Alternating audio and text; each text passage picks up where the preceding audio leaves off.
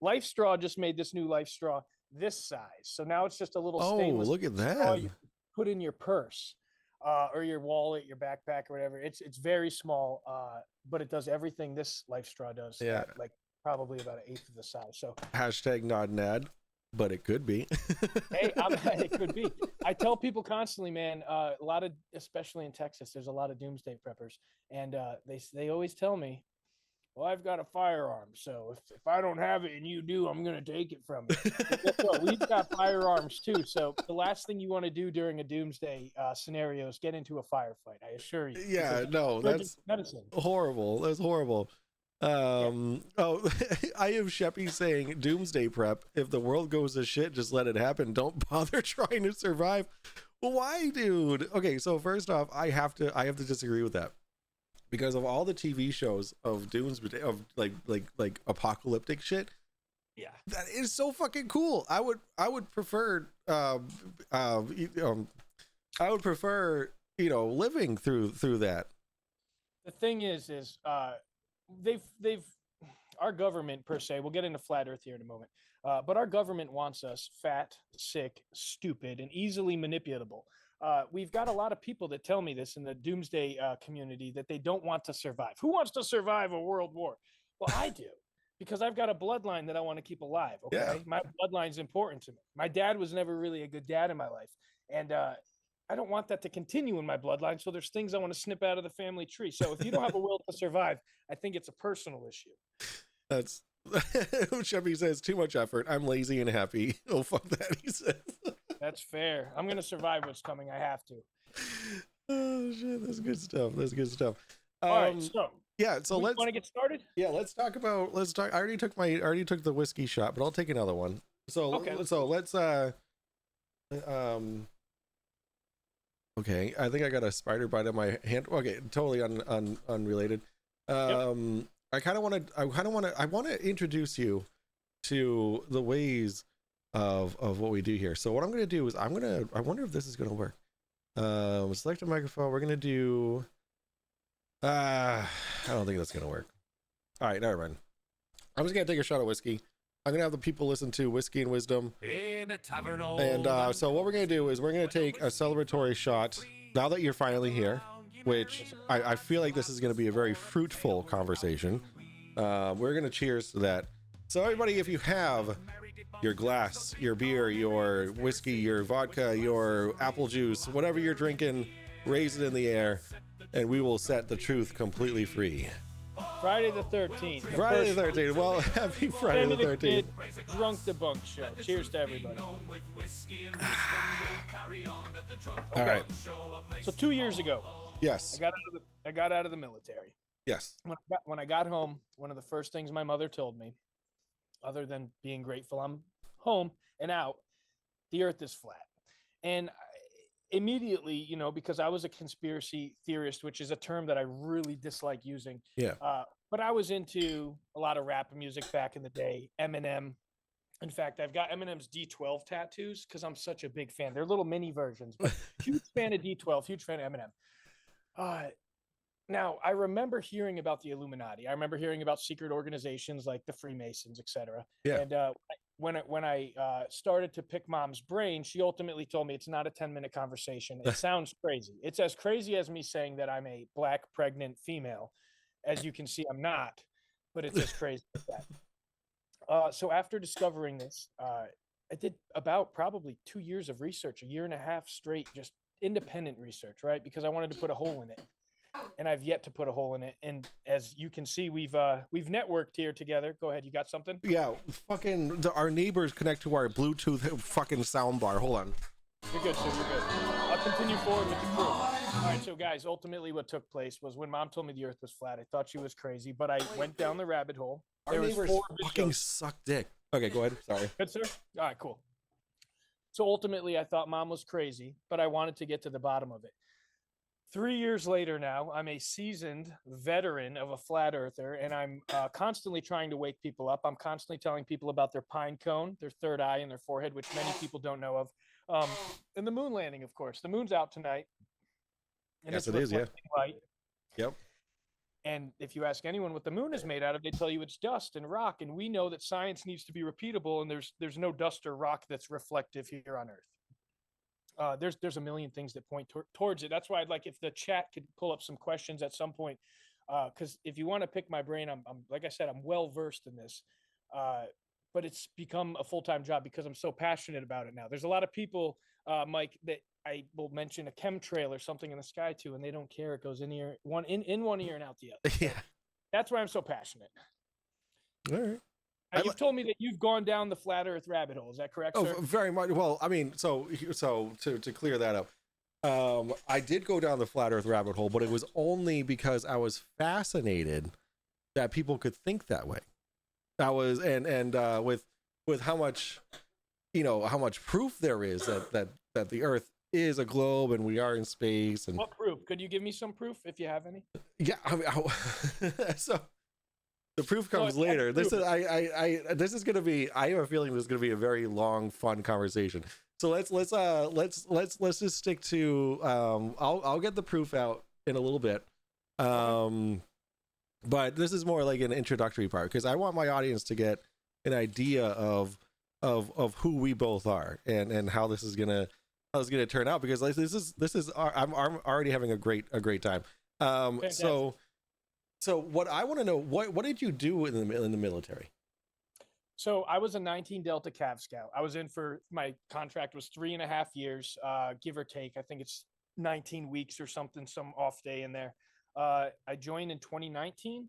I ended up getting injured over in Germany. It was nothing combat related, nothing crazy, no explosives or gunshots, but it was a pretty big injury. I had a broken foot for about a year straight because of COVID. So I'm medically disabled now as a veteran.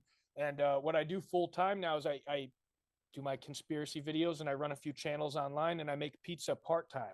29 years old. I'm single. I've got no kids. My goal right now is to get off grid. I want to become completely self-sufficient by the fall of next year, hopefully in New Hampshire or Maine. Yeah.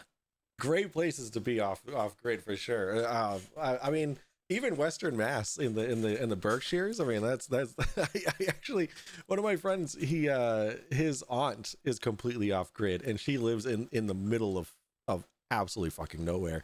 And we spent a weekend up at her house, and all we did was fucking like we just like took care of the lawn for her, like we took care of her chickens, and like we didn't stop smoking pot the entire time. Like we were just fucking baked the entire time. It was absolutely amazing because you had no worries, you had nothing, you had no worries about like people running into you, like all that kind of stuff. It was great. I could definitely get the idea of or see how being off grid would be good. Well, I have to point this out. You use the terminology baked, which I must say it's my favorite term to use when talking about smoking. And not many people like it. They go, yeah. What do you mean? Maybe it's a New England thing. Yeah, it must be, man, because I get baked every day. I don't get stoned. I get baked. Oh yeah, you get fucked. You gotta get baked, dude. Gotta get baked. So that'll be cool. So I'm hoping, I'm thinking before November, I will be back up north, really for safety's sake. Now, a lot of people could say that Texas is a great place to be if things do collapse. Yeah. However, I'm right near Fort Hood, which is now Fort Cavazos. And being a New Englander born and raised, I feel a lot safer with mountainous terrain. And, you've probably seen how hot and flat Texas is. It's not many trees down here. I actually, the furthest west I've been is freaking Minnesota, dude. Nothing wrong with that. Nothing wrong with that. I mean, I've never left a mountainous area in my entire life. Like I don't like there are people like one of my buddies, Cody in chat, he lives in Iowa, and I sent him videos of like being in the mountains and stuff. He's like, wow. And I'm like, dude, this is like, I look out my window and this is what it looks like. It's like shit. It's like it's so weird to know that there's people that live in like flat, plains and stuff like that. So I got Gap in my chat. He was your sergeant.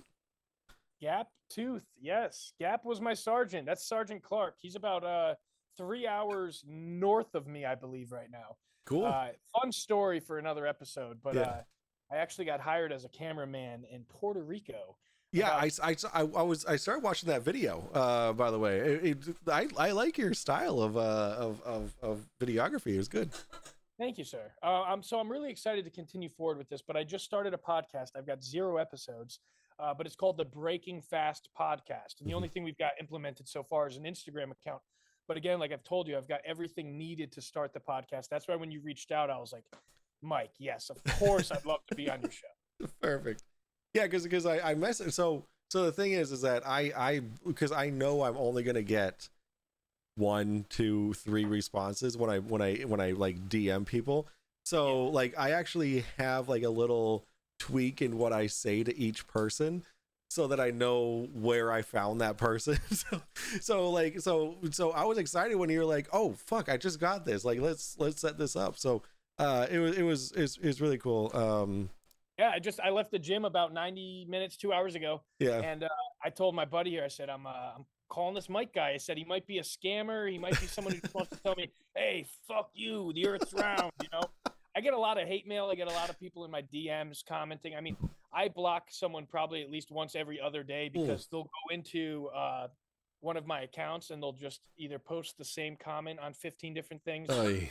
copy and paste, or just laugh react to things, which of course can discredit a lot of things. And you've got fact checkers. So of course on Facebook, if I post anything related to chemtrails or geoengineering, it's immediately shadow banned. Yeah.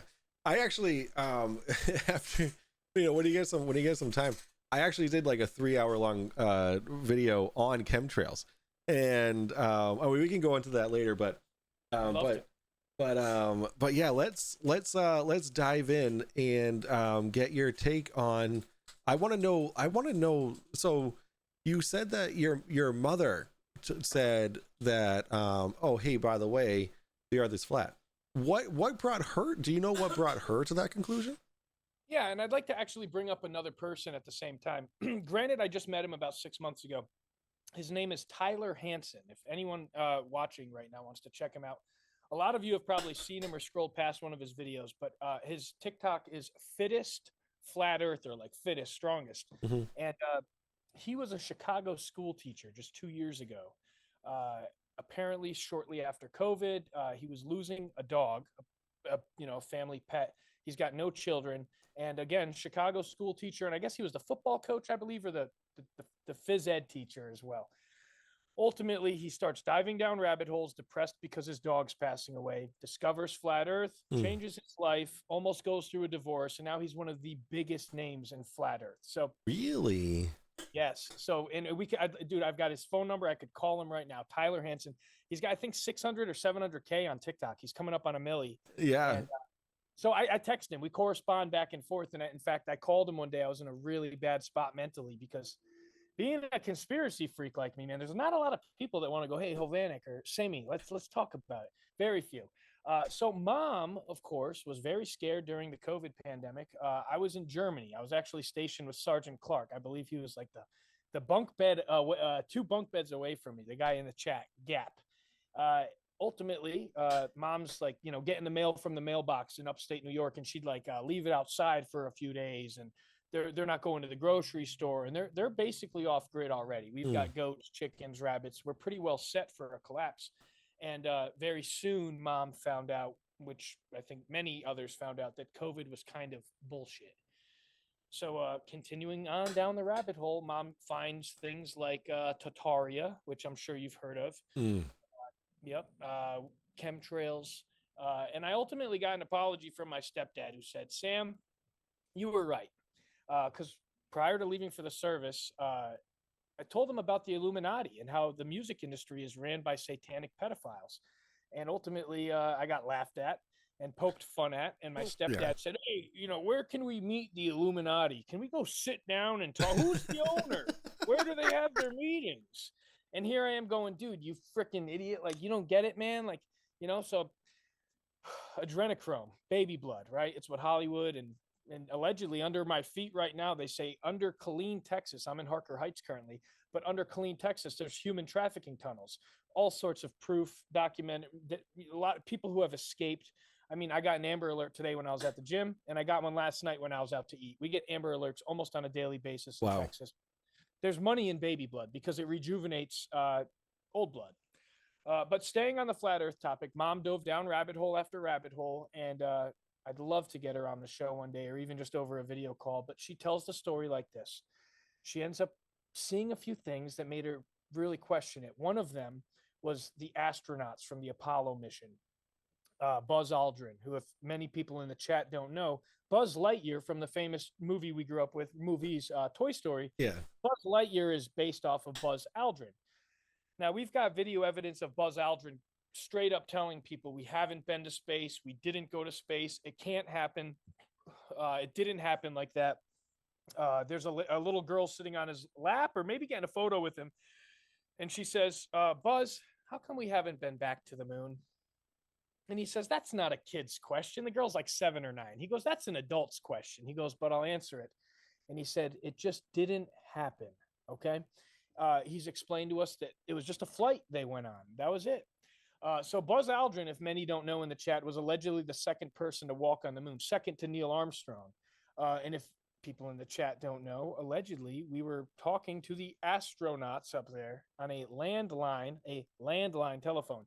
So I don't understand how that math works. We haven't been back to the moon. SpaceX just dropped a video yesterday, allegedly, of billionaires doing a spacewalk. And if you find that video even remotely fishy, I applaud you if you're one of the few that's awake. But if you're asleep at the wheel right now and you believe that to be true, it's, to me, very troubling. Very good. Fantastic. Well, thank you for that background. So yes. I actually I actually go over that video that Buzz Aldrin did with the little girl. I do a whole segment on it. Actually, it was like a 20-minute long segment. So just to respond to that, the entire time that he was at that school, when he was talking to those kids about the moon landing, all he's talking about is how they were on the moon and how they got there and all the technology that was needed to do it. And I that Buzz Aldrin did not choose the right words for that statement. Okay, because he wasn't expecting it to be misconstrued in the way it was, but he was actually not saying that they didn't go to the moon. He was saying, well, we just haven't gone back. Now he's talking to a kid. He's not going to explain why we haven't gone back, and the reason why we haven't gone back is because there's no more money for it, right? The government stopped paying for it. You know what NASA gets funded on a daily basis from American tax-paying dollars? Lots of money, but for not going to the moon. Can we talk a number? We're talking millions of dollars a day. How many millions, Mike? I think, what is it, like $5.6 million or something? Nope, higher. Oh, well, I mean, so hear me out.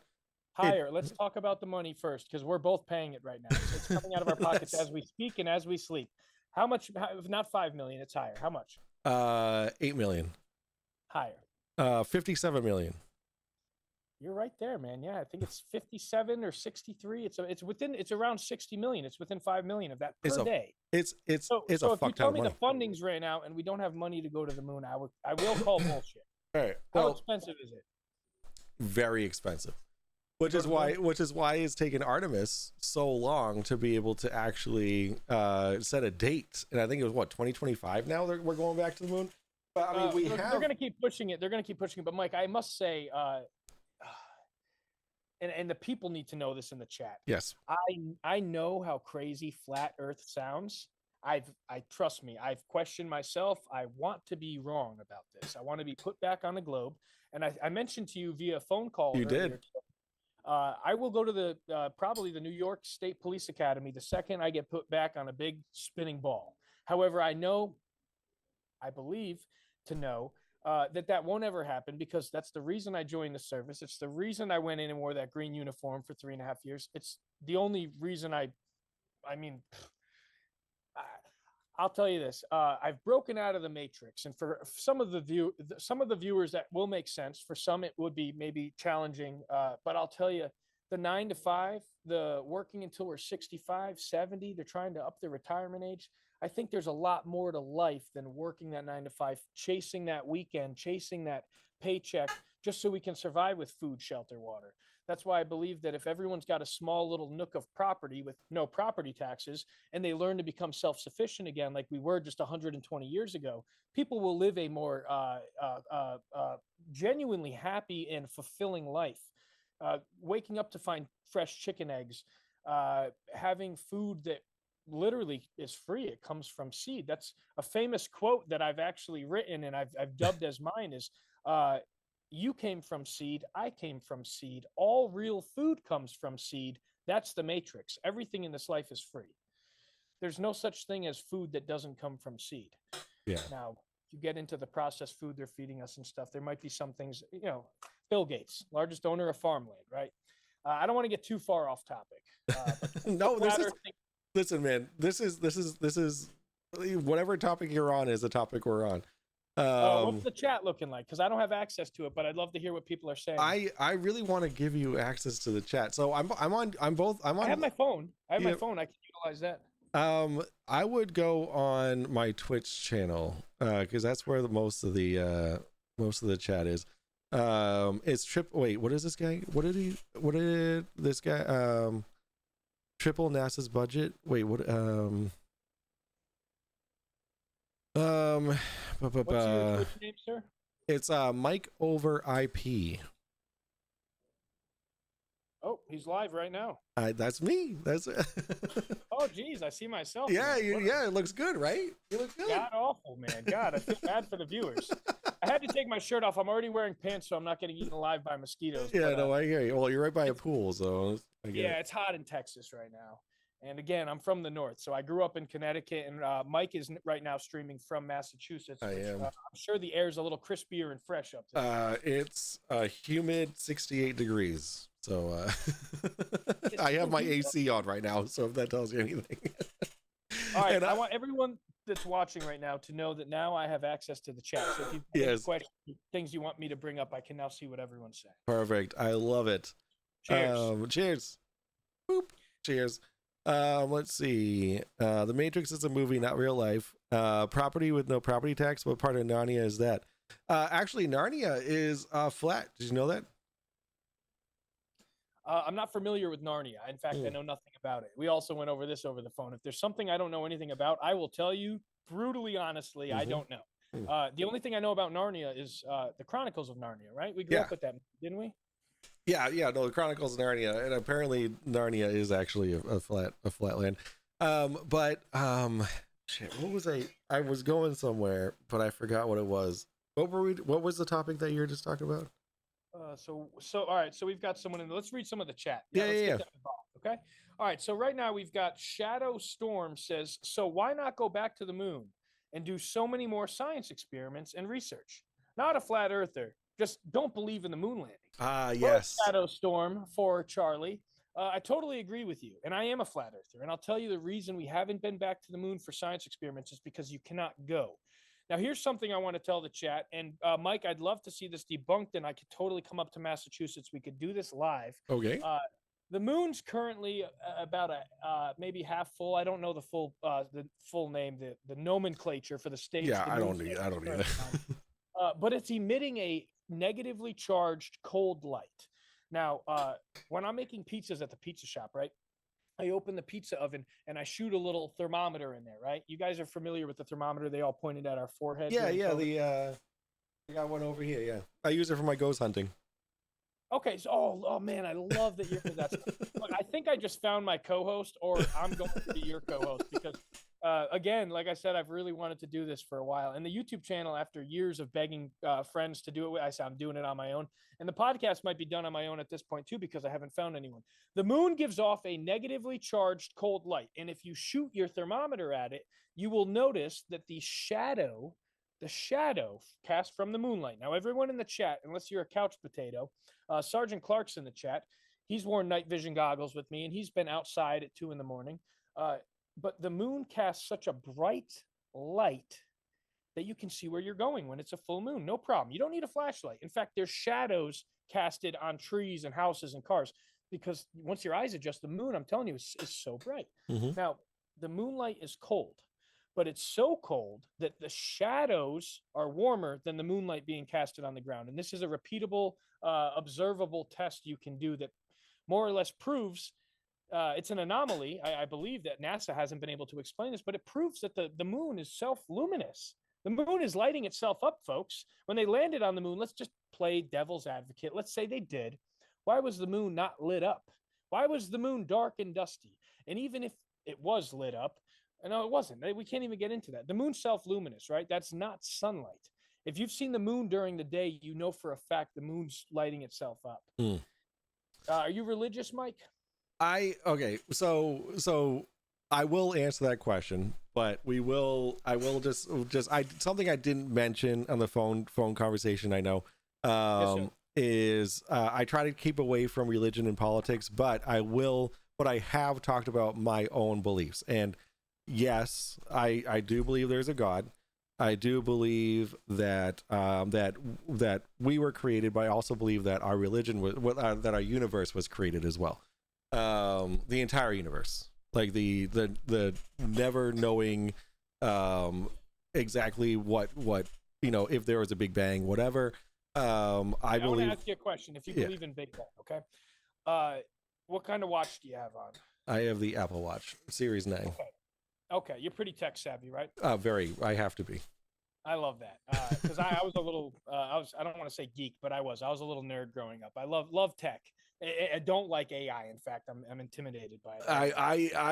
AI is fucking terrifying. But go on. If you were to, because here we are, folks. We're talking Big Bang Theory, okay? And we are reading your chat messages, guys. If you've got any more questions, he's got the chat up, so like he can see if you have questions. We are responding to questions or comments. If you guys have anything that you want to go over, okay, just totally drop a comment. We can switch up topics as well. Yeah. If you were to take that watch apart right now, sir, and place it in a small shoebox, I know where you're going with this. Do you think you'd be able to shake that watch back together? I knew exactly what you're Now, the analogy I'm using, chat, is to basically explain the Big Bang, okay? Yeah. I'll tell you this. This is proof of a creator right here.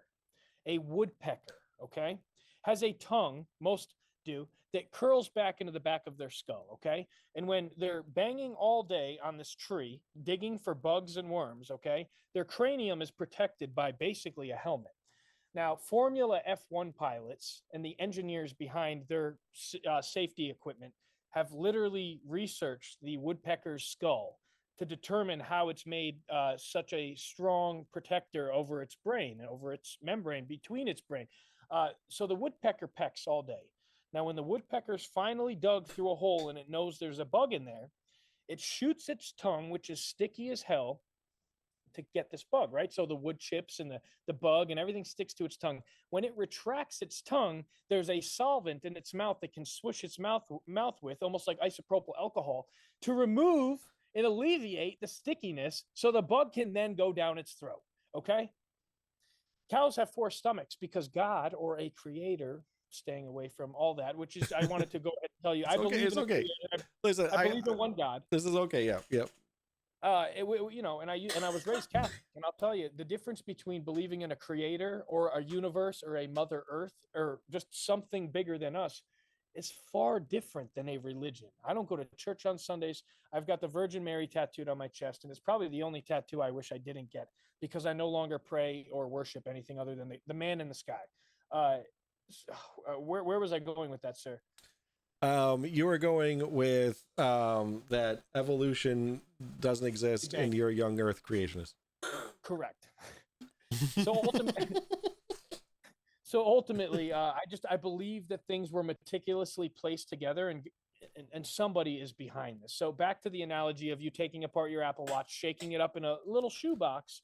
I don't think you'd ever be able to shake that box in the proper order to get everything to reconnect and turn on. That's correct. But if you do it for long enough, then it will.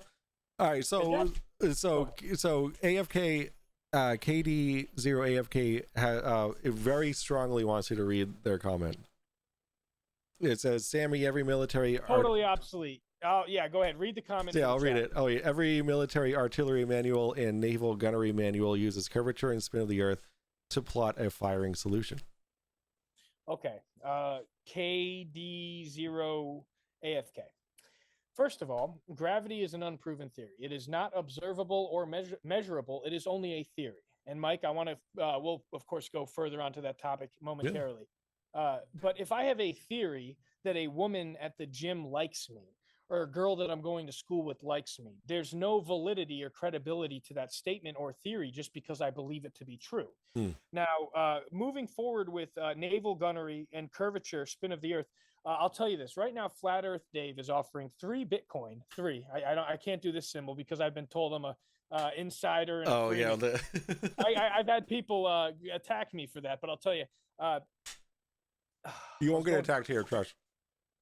Cool. Flat Earth Dave's offering 3 Bitcoin right now. If somebody in the chat wants to see what the current price of 3 Bitcoin is, please drop it in the chat because if you can prove curvature, Flat Earth Dave is offering to give 3 Bitcoin to whoever can do this. Now, a lot of flat earthers out there, and some are what I would call controlled opposition, right? There's a lot of people that believe, who is it? Was it Mr. Beast, I think, a YouTuber? Yeah. Went up in space. But I'll tell you, there's no measurable curvature. So back to KD0AFK, there's no measurable or observable curvature. In fact, we call it sea level, not sea curve, because water always finds a flat, level, stationary surface unless acted on by another force, like wind. That's the So answer. what if I told you on that? What if I told you that level means curved in that context? What if I told you black means white in that context? All right. Fair enough. All right. So that's I'm glad you brought up Flat Earth Dave because I actually I did a whole so did you see the interview where he was on what was it, the Roseanne show? Like Roseanne has a freaking, like you remember Roseanne, right? The old sitcom back in the 90s or whatever. Yes, sir. Yes, sir. Yeah, yes, sir. she has a talk show now, like a podcast, and she actually had Flat Earth Dave on her show, and it was actually really interesting. I think he did mention the 3 Bitcoin thing, but the red tape on it is insane. What's the red tape? Let's really dive into something right now for all the viewers that are in here, okay? And this is fact. Yeah. And I want Mike to come at me with fact if you can debunk this fact or say that it is not in fact a fact. All right. But there's not a single photograph image of the Earth that's been taken with a camera lens. We have computer generated images, CGI. I've got irrefutable evidence of NASA, a guy that works there, their lead guy with I don't know, whoever is behind the blue marble who designed that exact image. I mean, there's clouds that are photoshopped. So when I tell you there's, excuse me, a zero level of embarrassment for me openly coming out and saying I'm a flat earther, I believe in chemtrails. Yeah. I believe that water always finds a flat level because water always needs a container. Any liquid does. And science needs to be repeatable and observable and constantly changing, right? But there's no ball down here on Earth that I can stick water to and watch it stick.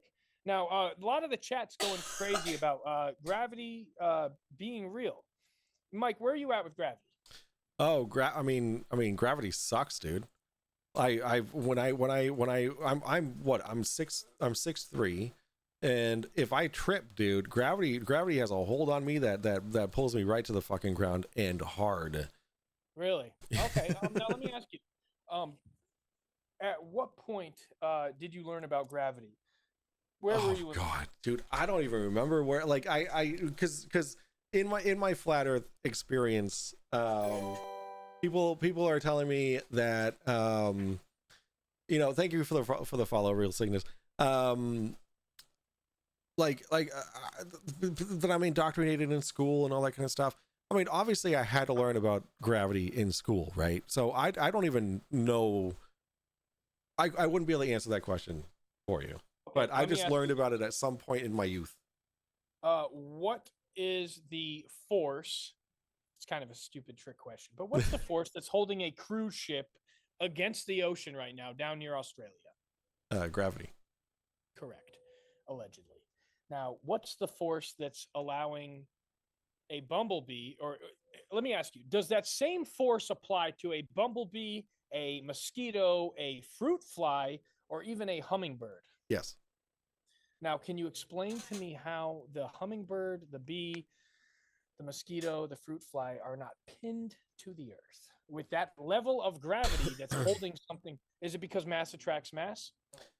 So here's my explanation for it. I'm not going to be don't take this as deflection because You're good. You won't, okay. you won't bother me, man. All You're right. good. So it's kind of just like a tree.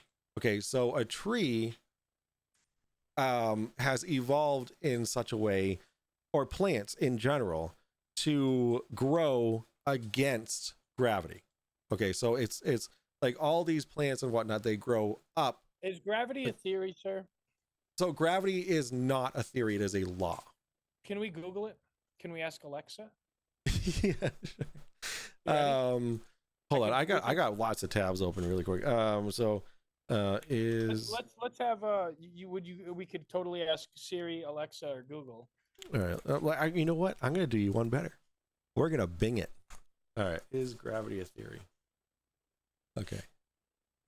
Well, is gravity a theory or a law? I feel like is going to be the better question here. Let's see. Newton's law of gravity describes the attractive force between two bodies with masses and which are. Is gravity measurable? Yes. Well, the force that gravity creates is measurable. Yes. Because gravity is not actually a force. Gravity creates a force. What does gravity create? Of the downward acceleration of 9 meters per square inch. Okay. Now, do you know the formula for curve? Is 8 inches per mile squared. I like your testing. Yes, no, you're great, man. Look, we're gonna make good friends, dude. And like I said, I'm moving back up north at some point soon. All right. We'll talk off stream at some point. You'll hear more of the craziness going on in my life. Okay, so moving forward, have you ever seen water curve? Honestly, so yeah. I mean, personally, I mean, if you look out into the ocean, yes, you're seeing water curve. I was just living in Kennebunk, man. I was in Maine. I was at the beach almost every day. I could jog there. There's this much curvature at the ocean. We can go there together if you'd like. All right. You can show me where you're seeing this curve because, again, Flat Earth Dave is offering 3 Bitcoin right now for any proof of curve. If it's 8 inches per mile squared, where can we do a test that would prove that study? So first off, 8 inches per mile square is a parabola. So it's not actually measuring a sphere. And to get 8 inches per mile square as an accurate measurement, your eyes have to be halfway through, looking through sea level. So 8 inches per mile squared is not actually the correct formula to use. It is 8 inches per mile square plus the observer height and the distance. So it is actually a lot more convoluted than just 8 inches per mile square. Okay, so let me ask you. And refraction, of course. Okay, so does water need a container when you're cooking in your kitchen? So I know where you're going with this. Yes. I'm just going to skip right to it. Gravity is a container. Gravity is a container. Yes. Now, did you watch the Joe Rogan and Terrence Howard podcast, the first episode? Oh, 90 days ago it was released. Yeah, with so I'm gonna be very honest with you. The only things that I saw of it were of people tearing it the fuck apart. I've watched it 3 times. Yeah. Okay? And people tore Noah apart, okay? When Noah said there was going to be a big flood. He was a conspiracy theorist, okay? Was he? Noah was a conspiracy theorist until it started to rain. Let's go to the chat real quick. I'm going to take a quick restroom break. It'll give me about 45 seconds. Yeah. If you could just read the chat and get back to a few people, we'll keep them entertained. I'll be right back. All right. Sounds good. All right. Here, I'll take you out. Okay, there we go. All right, let's see. Flat Earth Dave is a fraud and a liar and has no intention of paying up. No flat earther ever pays up when they lose. That is the consensus. Yes. Vertical drop from a tangent alone isn't all that useful, but has some applications. That's correct. Hello, Real Cygnus over on from YouTube. Thank you for coming over to Twitch. I appreciate you. I know I apologize. I am reading both. Let me show you what it looks like for me. This is the Twitch chat. This is the YouTube chat. I am seeing everything that's coming in. So just letting you guys know, I'm looking, I'm glancing over. Okay. And while we're talking, so I am looking at the chats, just letting you guys know I'm not just fucking completely ignoring you. But it looks like he is also looking at chat, which is really good. I'm not used to that, which is nice. Yeah, if you guys have any links or anything like that, and if you guys catch anything that I don't catch, such as like any racism or anything like that, please let me know. Because I can't have that. But I don't think that I don't think that he's that kind of person. I actually feel bad about saying that. It's not winnable. Yeah, and I mean, Flat Earth Dave, I mean, it's been I mean, people, I mean, obviously, right? People have submitted, yo, what's up? People have submitted proof of the curvature, but Flat Earth Dave just says no bueno. Is that what happened? He said no bueno? No bueno. Is that, can we verify that? Can we validate that that's what took place? I'm gonna put that on my to-do list, my friend. Actually, I should be taking notes, dude. I brought a notepad out here, but it was more or less as an instrument. Like I said, I brought a few things out just to show people a few things that I would have in my bug out bag, or a few things I'd have with November coming up. Yeah, November is gonna be interesting, sir. That's for sure. But we don't want to talk politics, but I think everyone in America can fucking agree that that November is going to be very interesting. Yes, it is. All right, so moving on to the chat. I know I heard a few things about Flat Earth Dave here, this, that, the other. If you want like the actual, I don't know if you can read this, but this is like the more like, I have it over your video right now. Okay. I don't know if you'll be. Oh, whoops. I don't know if you'll be able to see this though. Unfortunately, it's too small, but go yeah. on. All right. Let me. I guess I could. He says not everything for a year. I debunked every video on Dave's list, and he blocked me on his channel when I came to claim my prize. It says AFK. Okay, who is that? Because I'd like to speak with them immediately. I'll give them my phone number or whatever they need, email address. I'd love to talk to that person. Yeah, I actually, at the end of this, I definitely want you to plug all of your socials. Got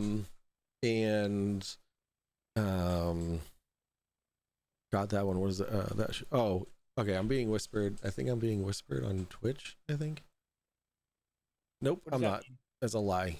Twitch whispering on Twitch means like DM'd on Twitch, but that's not actually happening.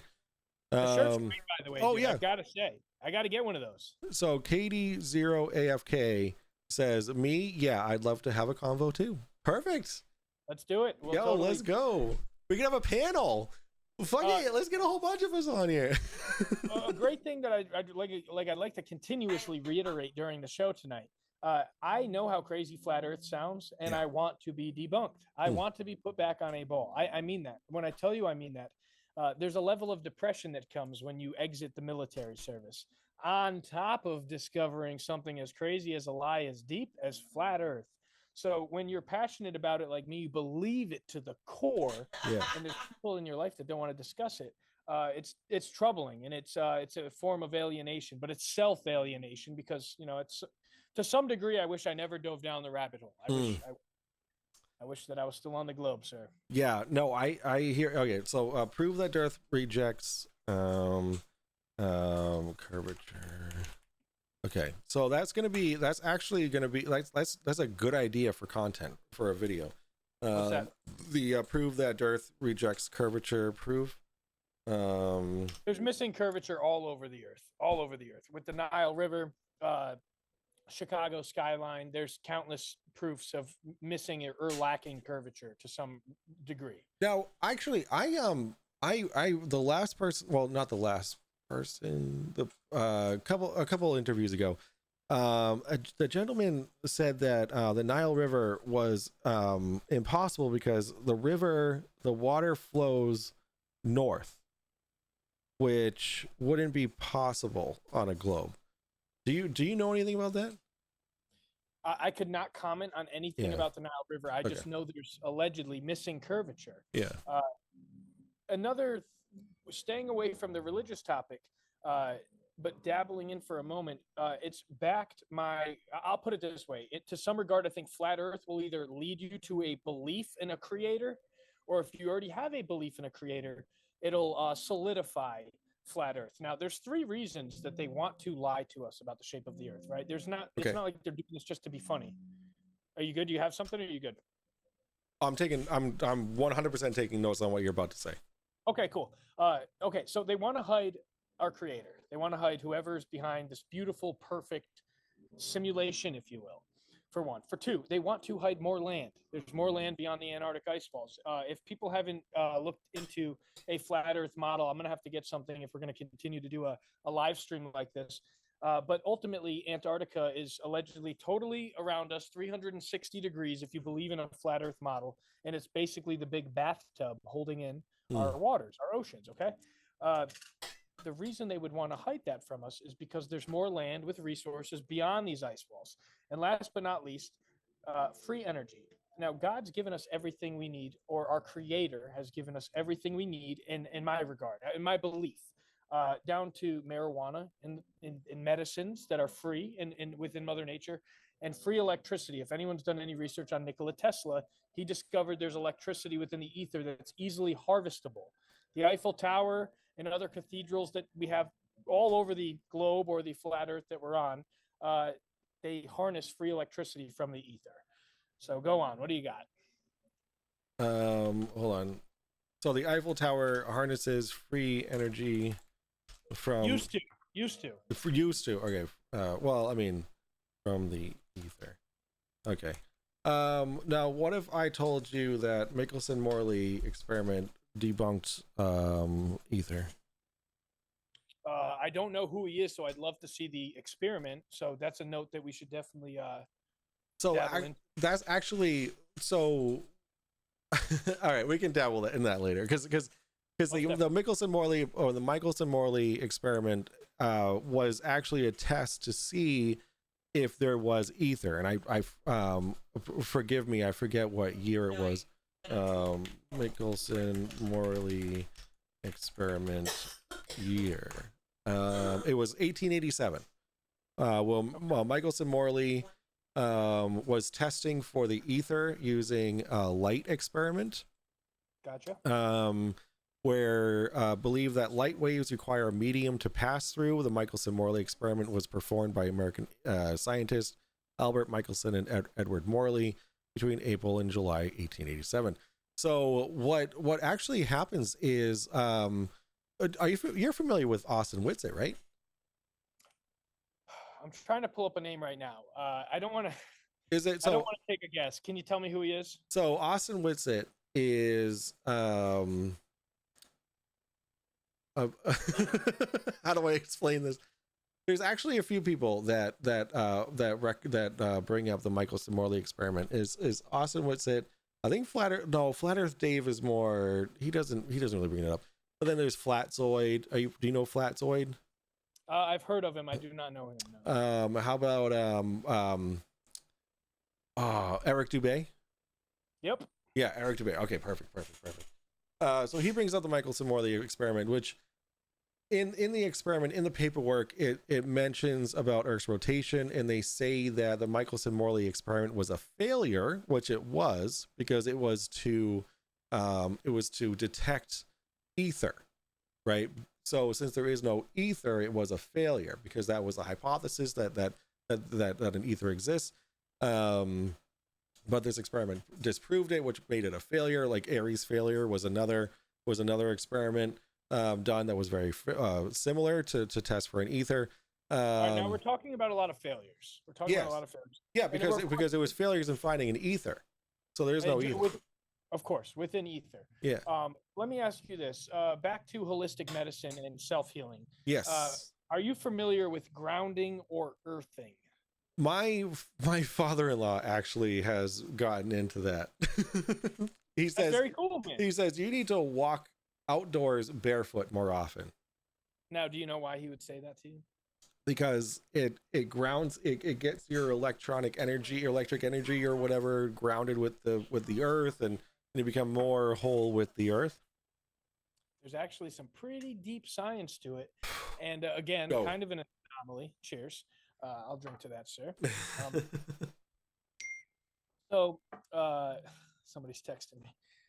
So ultimately, when we touch a tree or we step barefoot on ground, when we touch sand, when we swim in the ocean, et cetera, immediately electrons from the earth are sent in through the soles of our feet and lower your blood pressure. They they lessen the viscosity of your blood. It's something your doctors never told you to do. Is hey, step barefoot on ground. In the 50s, they implemented rubber sole shoes. Mm. So we stopped grounding. And inflammation is one of the leading causes of like almost every disease. And when you ground, you reduce inflammation, you thin your blood, you lower your blood pressure.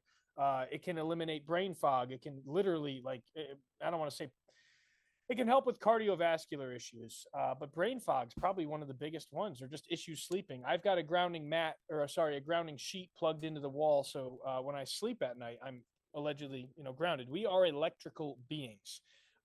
You can't create energy or destroy it. If you don't ground a lamppost, it'll catch on fire. It will become inflamed. And when we deal with inflammation, it's because we are not grounding. Somebody clip that. That's good.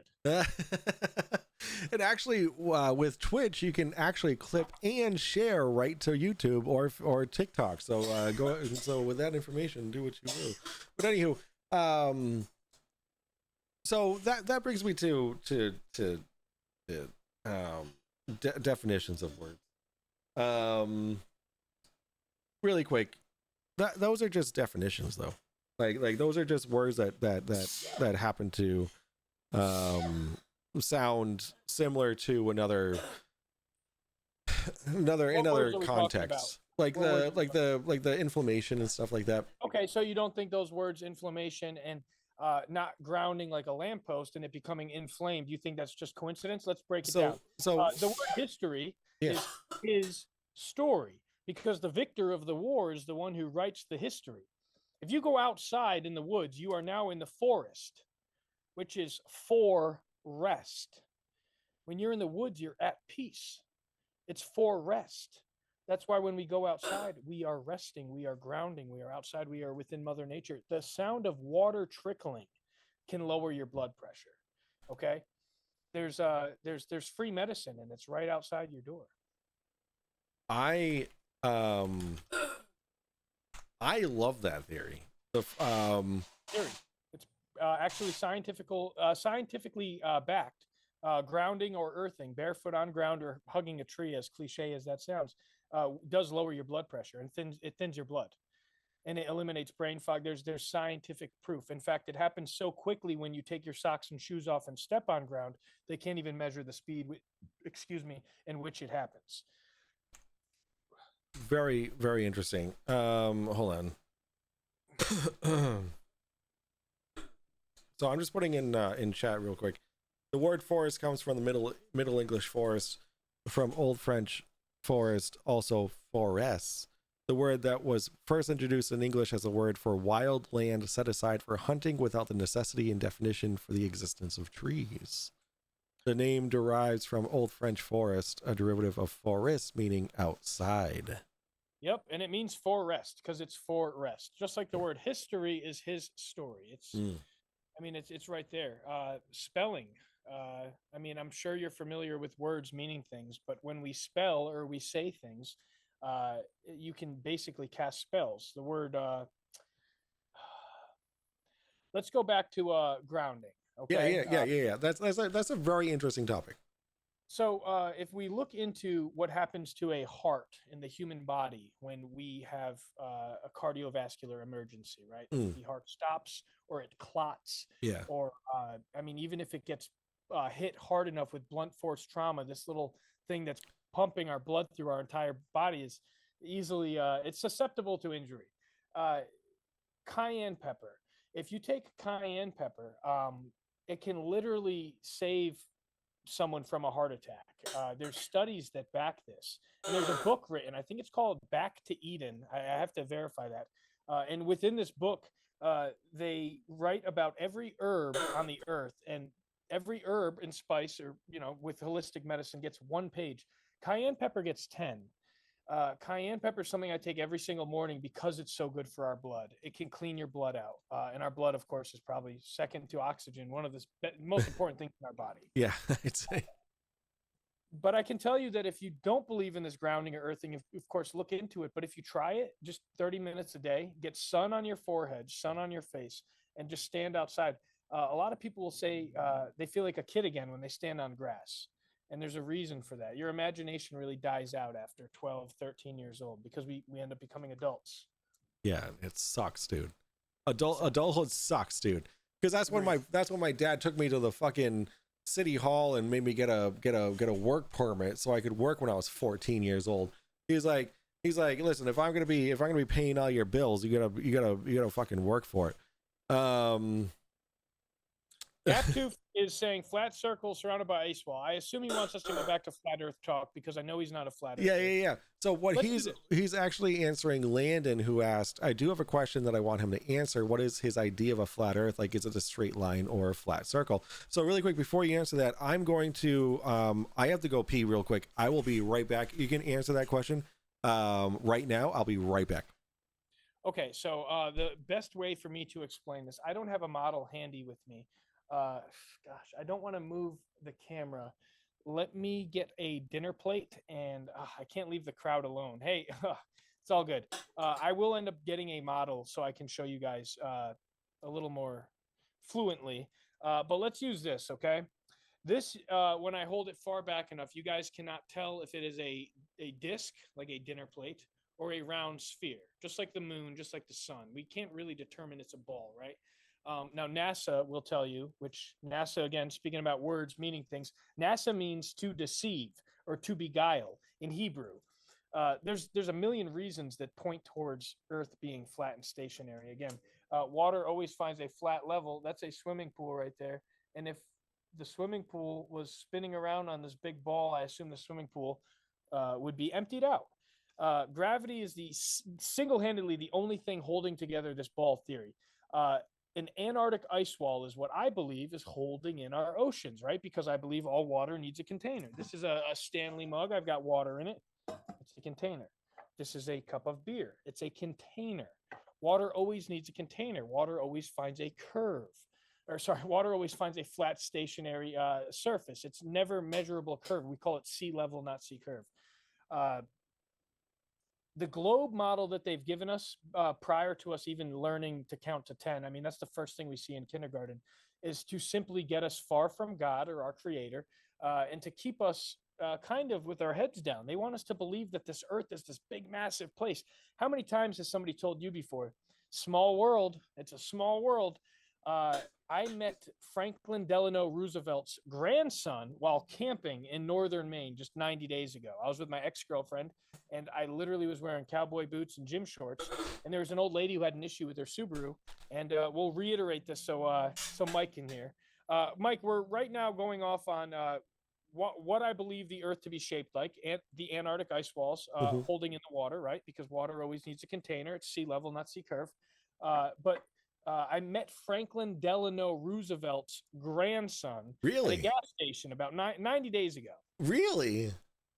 So crazy story, but I'm camping with my ex-girlfriend, and we leave the campground on like a Saturday morning. It was Memorial Day weekend. And I'm literally leaving for 20 minutes, 15 minutes. We're in, I can't think of, West Gardner, Maine. I was in West Gardner, Maine. Okay. Leaving the gas station, leaving the campground, I'm in gym shorts, cowboy boots. I'm dressed like an absolute hillbilly. I look ridiculous. I'm not thinking, here I am. I always put on some decent clothes. You never know who you're going to meet.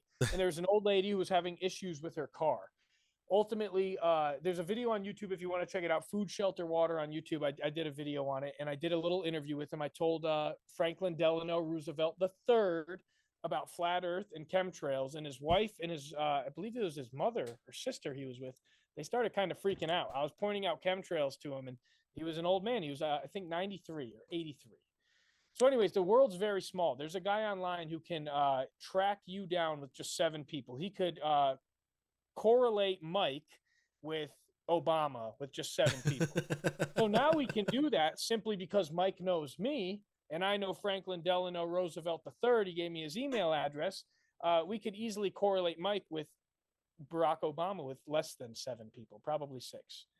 So the world's much smaller than we believe it to be. They've given us a crazy globe to look at. I know some people who would be very, very upset with the fact that let me I have to refresh. With what? Upset with what? If I was related to Obama. Correlated, not correlated. Related. All right, all right. You brush shoulders or shaking hands with someone who's shaking hands. Gotcha. All right, I'm trying to fix the. I want you to be able to see more chat than you do. Because right, KD0 AFK. Let's get to you right now. Contrails. Yeah. There's no such thing as chemtrails. Let's immediately debunk that because that's false. There's a documentary on YouTube right now. If you type in the dimming, like if you're dimming down the lights, the dimming, Dane Wigington, you will come up with a channel. Geoengineeringwatch.org is his website. He's totally devoted his life to waking people up to geoengineering. The state of New Hampshire and the state of Tennessee have both passed bills to ban geoengineering, cloud seeding. We've been doing it since Vietnam. They're controlling the weather. They're manipulating the weather.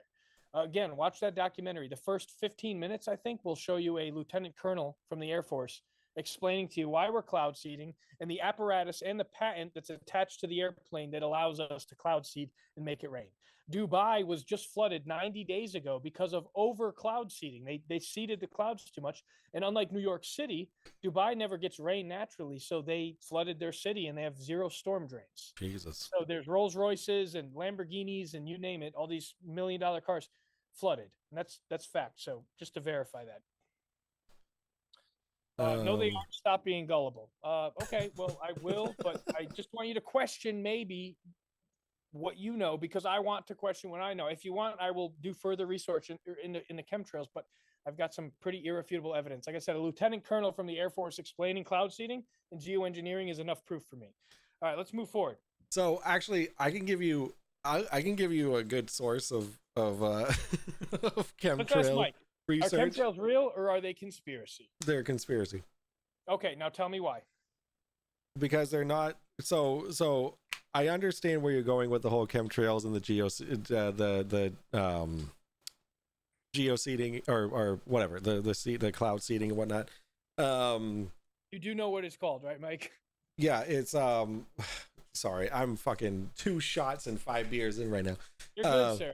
I want to talk about let's talk about the dimming then. This documentary with the lieutenant. Yeah, I want to. So you're giving me stuff. You're giving me a lot to research on. Okay, so the dimming, right? Like I said, 3 years I've been doing this now. I don't have to work because of my VA disability check that I get. Yeah, I have devoted my life to independent study, and I've tried debunking myself. I understand how crazy all of this sounds.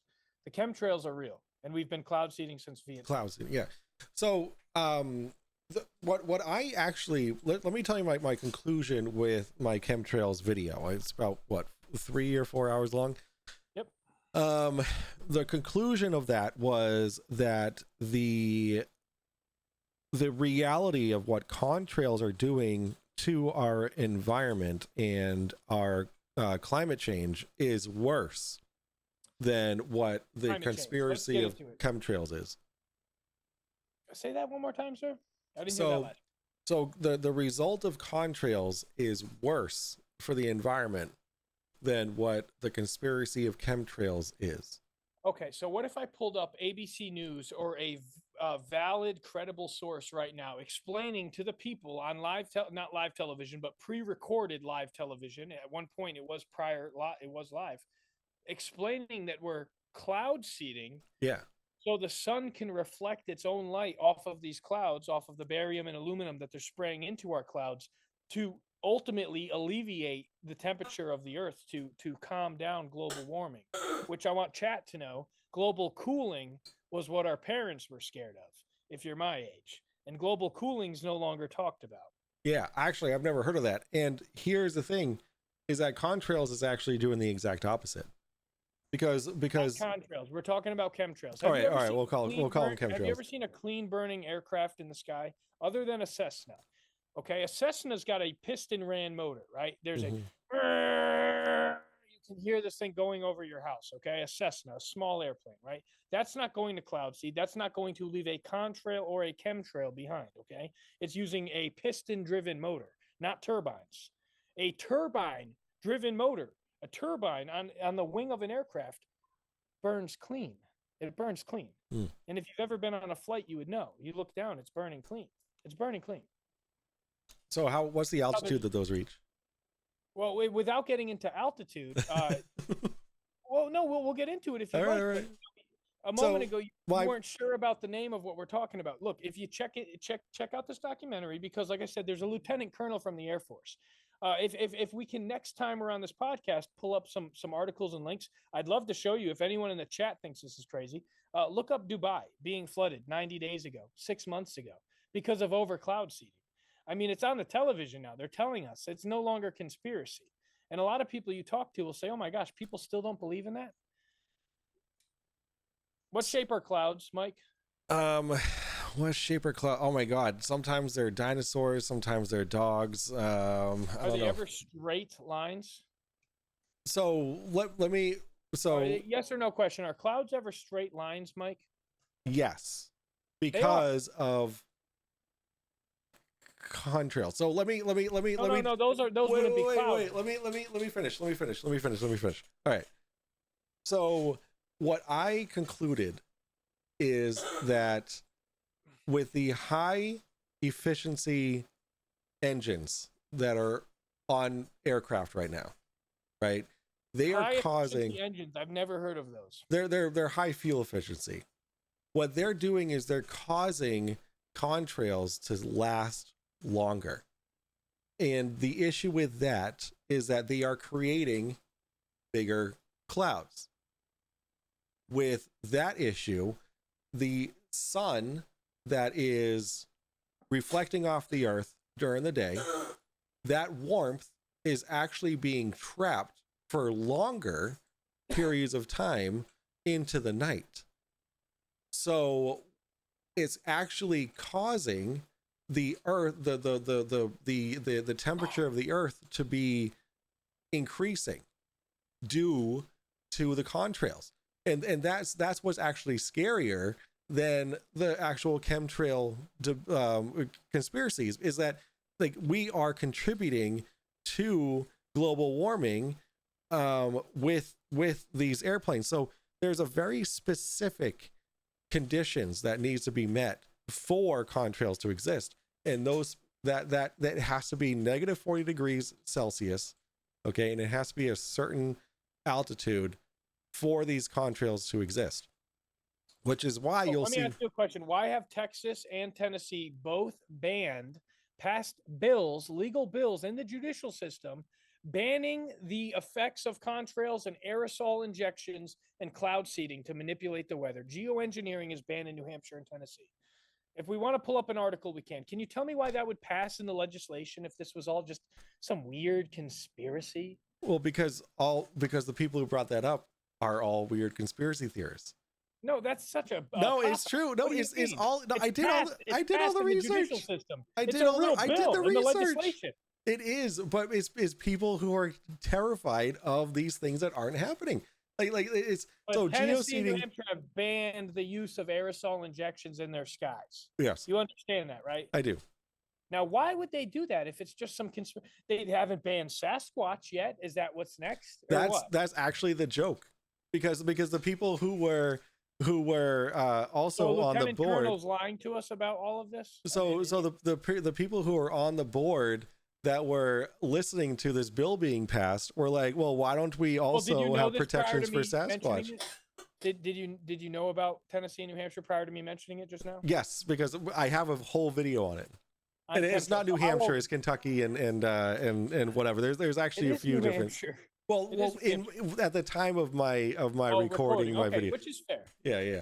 Okay, so yeah. let me ask you this. Let's change subjects. Let's shift Yeah, all gears. right, all right, all right. All right. We'll talk to the chat too, because I really want to include the people that are watching. I want to go ahead and shout out to everyone. It's 11:16 Eastern Standard Time. I'm in Texas, so it's only 16 after 10. Thank you for checking in with both me and Mike tonight. Yeah, I'm thank you. FoodShelterWater on YouTube. I'm Sammy the Kid on TikTok, and we appreciate you guys for checking in tonight and watching and listening to us try to debunk crazy conspiracy stuff. Yeah. So cheers to the viewers. Fluoride. Let's get into fluoride. I am not well versed in fluoride, but if you have stuff to talk about for me to look into, I am all for it. Let's talk about your third eye then. Okay. What do you know about your third eye, Mike? My third eye tells me when I'm hungry or not. I don't know. What's my third eye tell me? Let's just go to everyone in the chat. Gaptooth says convicted in the judicial system. I don't know what they're going off on. Does anyone in the chat know about their third eye? Oh, it's Celsius, -40 degrees Celsius. My bad. You don't have to specify Fahrenheit or Celsius. Hey, whoever Real C Genius is, love it. Oh, Cygnus, yeah, Real Cygnus. Decalcify your pineal gland with DMT. Okay. Who's Real Cygnus? They're over on YouTube. They're on. They followed me from a bunch of different like MC2 and FTFE. I'm on all those. How chat many people rooms. are in the chat? I think you said you don't watch that. But if anyone's in the chat right now, I'm Real Sammy the Kid on TikTok, but I'm not on there as much as I am on YouTube. Food, shelter, water, one word on YouTube. If everyone could take a minute to go subscribe, even if you're opposed to the stuff that I'm saying, I want to talk to you. So comment and drop a comment, and we'll totally go to war on whatever topic next. West Side Girls React says cirrus clouds can be straight. I'll tell you this. I was a 19 Delta Cavalry Scout for the United States Army. One of the first things they taught us in Fort Benning, Georgia, is there's no such thing as straight lines in Mother Nature. So when you've got a straight line like a M16, go ahead, sir. Go ahead. Well, wouldn't that mean that there's no? Okay, go on. No, I want you to go ahead because you interrupted. I'd like to hear what you because you say there's no straight lines. Well, that would mean that the Earth. Give me one. Give me one straight line. The horizon. The horizon's straight, which would prove a flat Earth, wouldn't it? All right. Go on. I don't mean to interrupt you. I'm sorry. The Earth is flat for the viewers watching, and he just walked into that one. It is flat. The horizon's very, very flat for a reason. Just like the water behind me in the swimming pool is, guess what? Flat. Just like my beer, not the carbonation. Yeah, no. The level on top, it is flat. The water sitting in my Stanley mug is flat. The water in any lake, pond, puddle, or bathtub right now, unless acted on by another force, is flat. It is sea level, not sea curve. Minus the meniscus, but yeah. Let's go into the meniscus because I don't know about it. Go ahead. Let's talk about it. Is this some crazy theory like gravity that they use to try to patch up the holes in this whole big globe model? Listen, you're gonna make me pour another shot of whiskey to show you what meniscus is? I mean, I guess. All right. Let's do it, Mike. I can't wait to actually have a beer with you and some pizza up north. There's no good pizza in Texas. Yeah, we gotta get good pizza in Connecticut, man. Oh, dude, I've yet to go. Cheers to you, Mike. Hey, cheers to you. But look at this. You see how? Hold on. You see how the liquid goes up on the edges? Nope, I don't. I see flat stationary whiskey. You're shaking it a little, but it's flat. I am because I'm a shaky dude. It's okay. I like shaky people, man. You're cool. I like crazy people. Hey, cheers to everybody in the chat. Thanks for joining us tonight, guys. We're having this shot right now for you guys. Cheers to everybody in the chat. Cheers to you. Woo! Oh, Nelly. Oh. Cheers. Do you know what Claire Marler? I do not. Yes, I do. They say I'm actually viewing this from my third eye. Funny you say that. We're getting a commercial right now. Are you getting paid for this? I fucking wish, but no. I do this. On my end. I am doing this because I love to do this. This is just my fucking hobby. Like ask my wife. She's actually pissed that I have all this fucking equipment for a fucking hobby, dude. Well, you know what? I'm fucking pissed too, dude. All right. So my commercial's over now. I'm back to the chat. All right. We got my sergeant in the military. He, like I said, guys, he's about 3 hours north of me near Houston. Sergeant Clark, shout out to him. He says, when we patrolled in a straight lined map area of approach, What about he's me? asking if my land navigation training got us to our objectives properly was wrong. Well, I'll tell you this. If if if I have a theory that I will be a millionaire in 10 years, and I go out on a date with a woman right now and I make her pay, but I tell her that I really think I'm going to be a millionaire within 10 years. The $1 million gets me literally nowhere. It gets me zero credibility, just like gravity, something that I truly believe cannot be proven. It can't be observed or measured. The same gravity that's holding in a cruise ship near Australia right now, where you guys believe this big ball we're spinning on is holding in a cruise ship down near Australia, is the same gravity that allows a bumblebee to effortlessly fly from flower to flower. I didn't actually, you asked me that question. I didn't fully answer it. Can I finish answering that now that we're on the topic? Most definitely, sir. Mike is yours. So what I was getting at with the trees growing up and the plants growing up and all that is all of the biological creatures on this planet have evolved or adapted to gravity, right? So it is a force that's been on the planet for the entire lifespan of the planet. So any creature that has developed or evolved on this planet has also grown adapted to the environment around it. Okay, so that's what I'm getting at. So where I'm going with this is gravity isn't going to pull flies, bees, anything that is airborne to the ground. And the reason for that is because I lost you. Fuck. No, come back. Are you here? Are you back?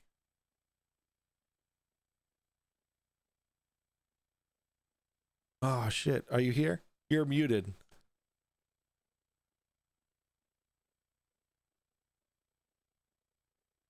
Oh, he's texting me.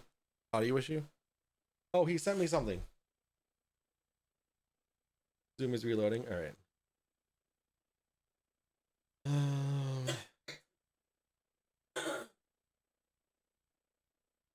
All right. I had to send this. Save. So Zoom is reloading. So right. Oh hey. So okay. So all biological. Oh, can you hear me?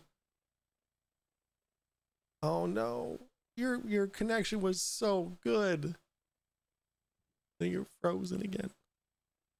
Oh, you're back. You're back. You're back. I can hear you. Okay, geez, there we are. All right. I was like, no. I was just I'm going to shut off comments for a few, so you're going to handle chat just because I think Wi-Fi is a little bit overloaded here. All right. Okay. So what? Okay. So getting off of what like airborne creatures rely on is the way that they are able to fly is because they exert a force opposite to gravity, which is called lift, right? So they're flapping their wings, which is creating lift, which keeps them airborne. Agreed. That's totally how they fly. Yes. But why are they not pinned to the ground? Why is a postage stamp or a tumbleweed spinning effortlessly across the ground in the wind? Well, because if they're flapping their wings. No, we're talking about a postage stamp, a piece of toilet paper, a paper cup, a styrofoam Dunkin' cup blowing across a parking lot. Why is gravity not pinning it to the ground if it's holding a cruise ship to a spinning ball with water that's spiraling through the universe at 666 16 on a 66-degree axis with a measurable curvature of 66.66666. I've got all the videos on my YouTube, Food Shelter Water. If you guys want to see all the sixes that are involved with the whole heliocentric model, it's all on my YouTube channel, Food Shelter Water. There's a reason that they're pushing this big globe model. Do you believe that there's let me ask you this. Let's ask the chat. When you get in an airplane in Boston, okay, and you fly to Australia, at what point do you become upside down going to Australia? No point. But Australia is upside down, are they not? No. They're not. No. Why not? And so if we're going to talk in relation to you here versus them there, they are at a different angle, but upside down would imply that we're like this. But Let me ask you this. yes. Have you seen the moon landing? Yes, many times actually. Through my research, I had to. Yeah. What year did it take place? Oh God, 1969. Well, the first moon landing, yes, but then there were multiple Apollo missions after that. That there were people on the moon. Were they successful? Yes. Is there a reason that we don't have any? Let's do this. Because I don't want to throw the chat off too much. All right, let's ask this, okay? Yeah. In what, if with science being repeatable, in what setting would we ever see moonlight or light, sunlight? We're talking about the moon here, reflecting off of a ball like it does the moon. Because the moon is made of what, Mike? Rocks and dust. So why would that be so reflective, Mike? In such a perfect reflection that there's nothing but beautiful, what I know to be self-luminous light, because our creator has given us a night light and a daylight. He's given us both. There's 50-50 in the world. Everything is like the yin and the yang, man. It's just positive, warm light coming from the sun and cold, negatively charged light from the moon. People recharge their crystals, their rocks and whatnot, because the moon gives off a different light than the sun. Again, I want you to check that theory with your thermometer there, because I think that would be a really good episode here.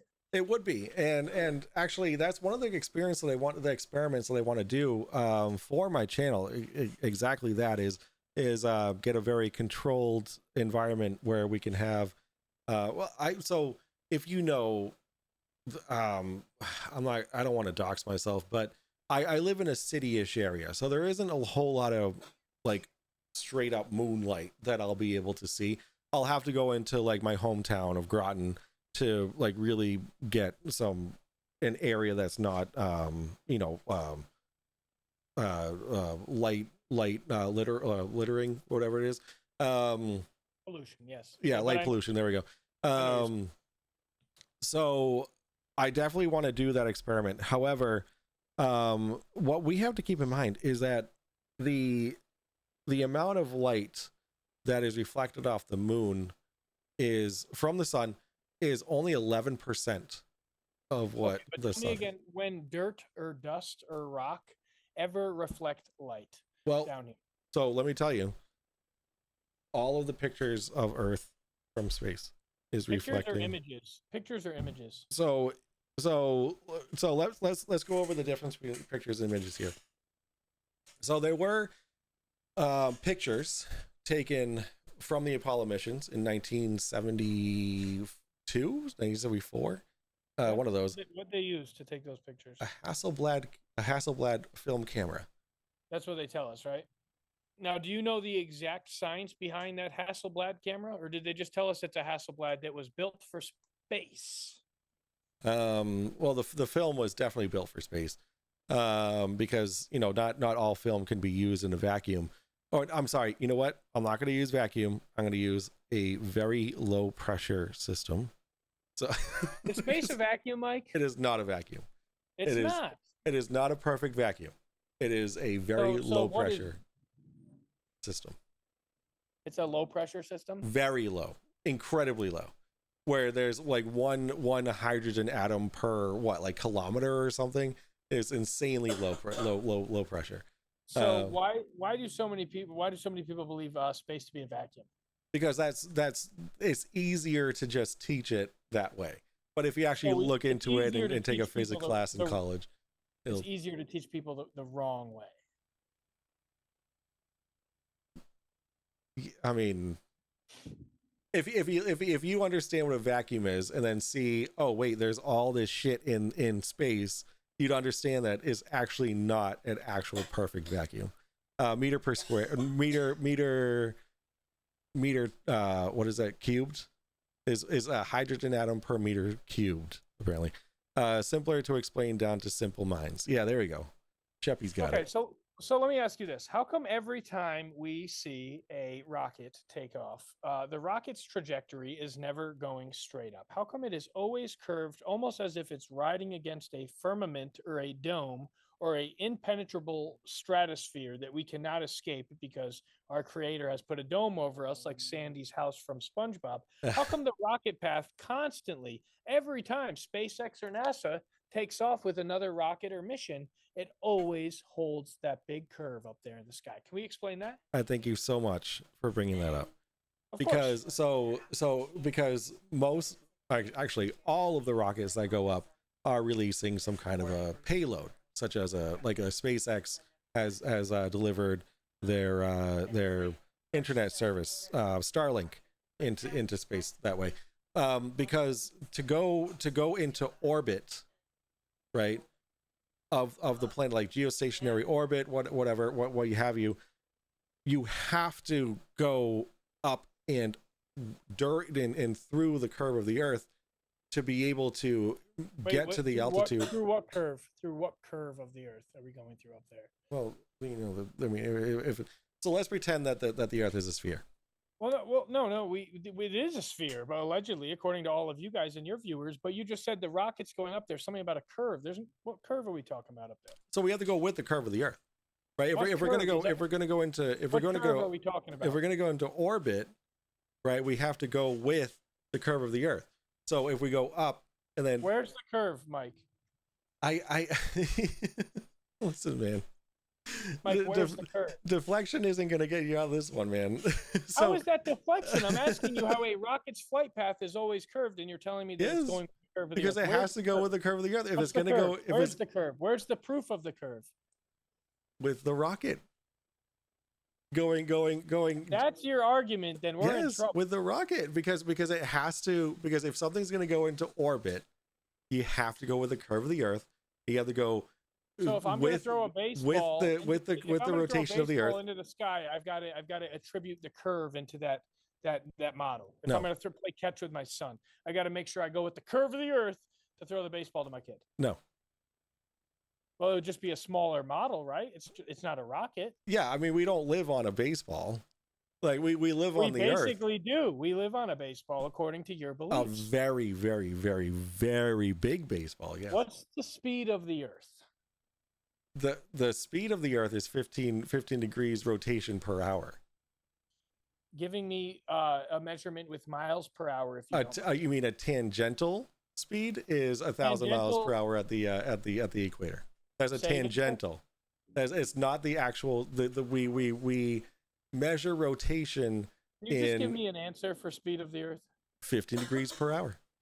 Okay, with miles per hour. Well, you can't.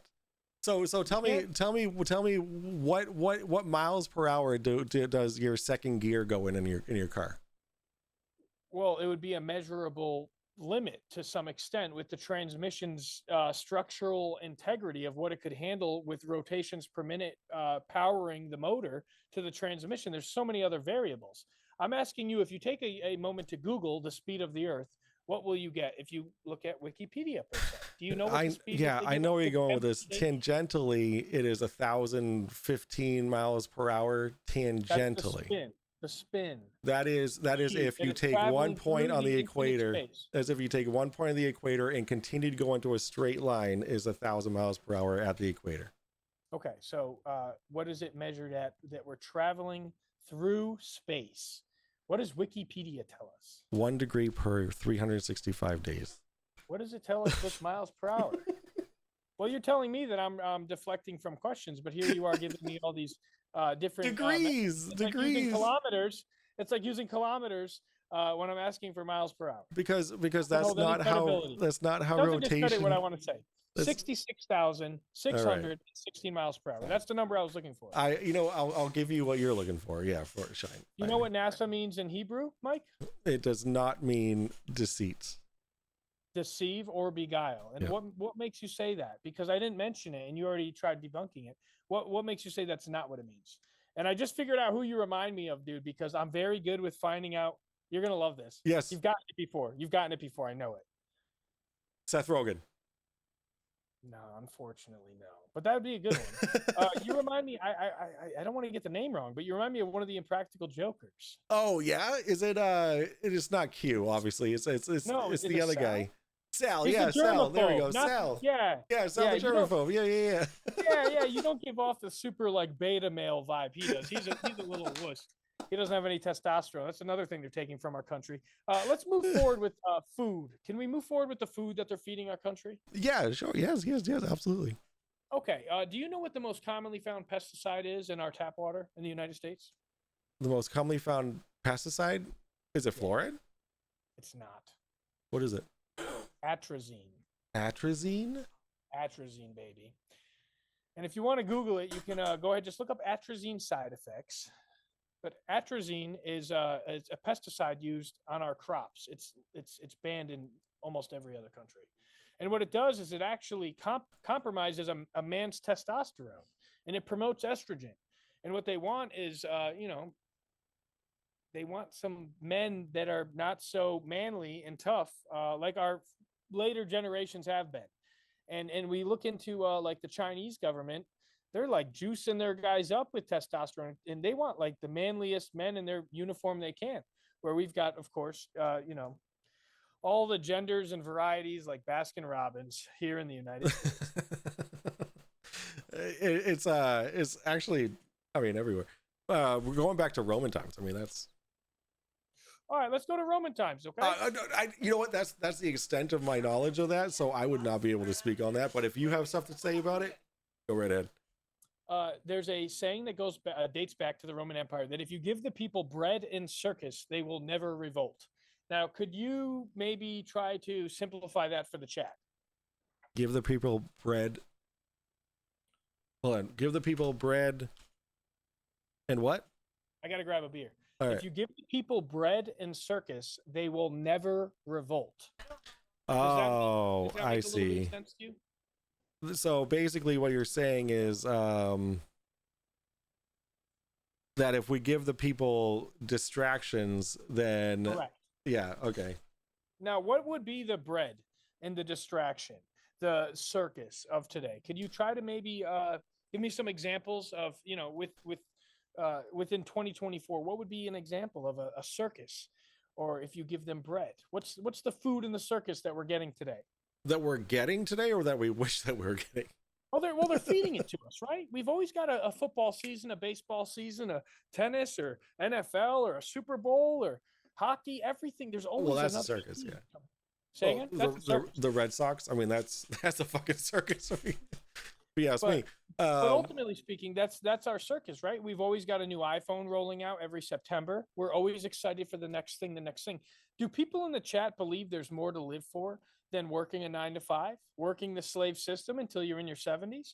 Because I can break you out of the matrix. That's why I started FoodShelterWater on YouTube. It's a 10-minute video, The Matrix explained in 10 minutes. If you watch that video, that's the first video I have within my red pill recipe. I've got 3 other videos. The next one is on Rumble. It's called Died Suddenly. It's about the COVID vaccine. Killed a lot of people. The third video would be The Dimming, which is about global climate change and geoengineering and what they're doing to our skies. And last but not least, it's a video called What on Earth Happened? And you won't be able to find it on YouTube, but I can send you the link if you direct message yes, me. please. Yes. Now that video single-handedly, it's 8 hours and 12 minutes long. I've never watched the whole video. It's I'll put it this way. The first 3 hours I've seen probably close to 40 times now, maybe 30, 40 times. Damn. All right. I've paid people to watch it. And people laugh at me. They're like, Sammy, why would you wait? And I go, because I'm so passionate about it. It's almost like finding uh imagine if you found something in the woods that was constantly giving gold or water or something that no one else knew, but it was constantly abundant, and you told one friend because you wanted to share something so beautiful and abundant with him. You wanted to share it with him, almost like passing your buddy a joint or saying, hey dude, puff this or have a shot with me. You want to share something, you want to live it with somebody. It scares a lot of people away when you tell them about flat earth. So that's why I try to break down chemtrails first, or fluoride in our water, atrazine in our water. Those are big issues in our country. I hope to run for president someday, because there's so many things that I would immediately implement. And if we look at presidents that have been assassinated, one of them, one of his last words going out prior to his assassination was, "I'm going to eliminate all the three-letter agencies." Interesting. Who was that? JFK? I believe so. CIA, ATF, FBI, DEA. I wanted to be a New York State Trooper so bad, Mike. And now, man, at the end of the night, when I I'm winding down for bed, a lot of the time I'll watch Cops or Code Blue Cam on YouTube, and a lot of the time I'm not on the law enforcement side anymore, only because I look at it as, gosh, man, someone gets pulled over and they're already having a tough time, and then they end up getting implemented with all these fines and stuff that's only going to push them further in the hole. We're all Right. fighting for this US dollar that they're printing endlessly. Uh, and for what? For food, shelter, and water. That's what we need. So on that note, I had a garbage piece of shit Chrysler Sebring, and I couldn't, like, there was so much shit I needed to get done to that car that I could not afford to get done. So I had a failed inspection sticker, and I got pulled over so many times because of that failed inspection sticker. And I got a ticket every single time. And there was this one time that I got pulled over, and I'll never forget it. Because I couldn't afford the tickets, right? So there were multiple tickets I couldn't afford, and the guy pulled me over, and I was fucking like handing him my shit like this. Like, I was shaking like a fucking leaf. Now, why were you shaking, Mike? Because there's a few things. I had tickets that were unpaid because I couldn't afford to pay them. I had like this is like the umpteenth time that I had been pulled over for this exact reason. And at this point, this cop, I was convinced because he was on my way to work every single day. He was just waiting to see my car come so he could pull me over and give me another ticket. And so he was like, "Oh, why you look so nervous?"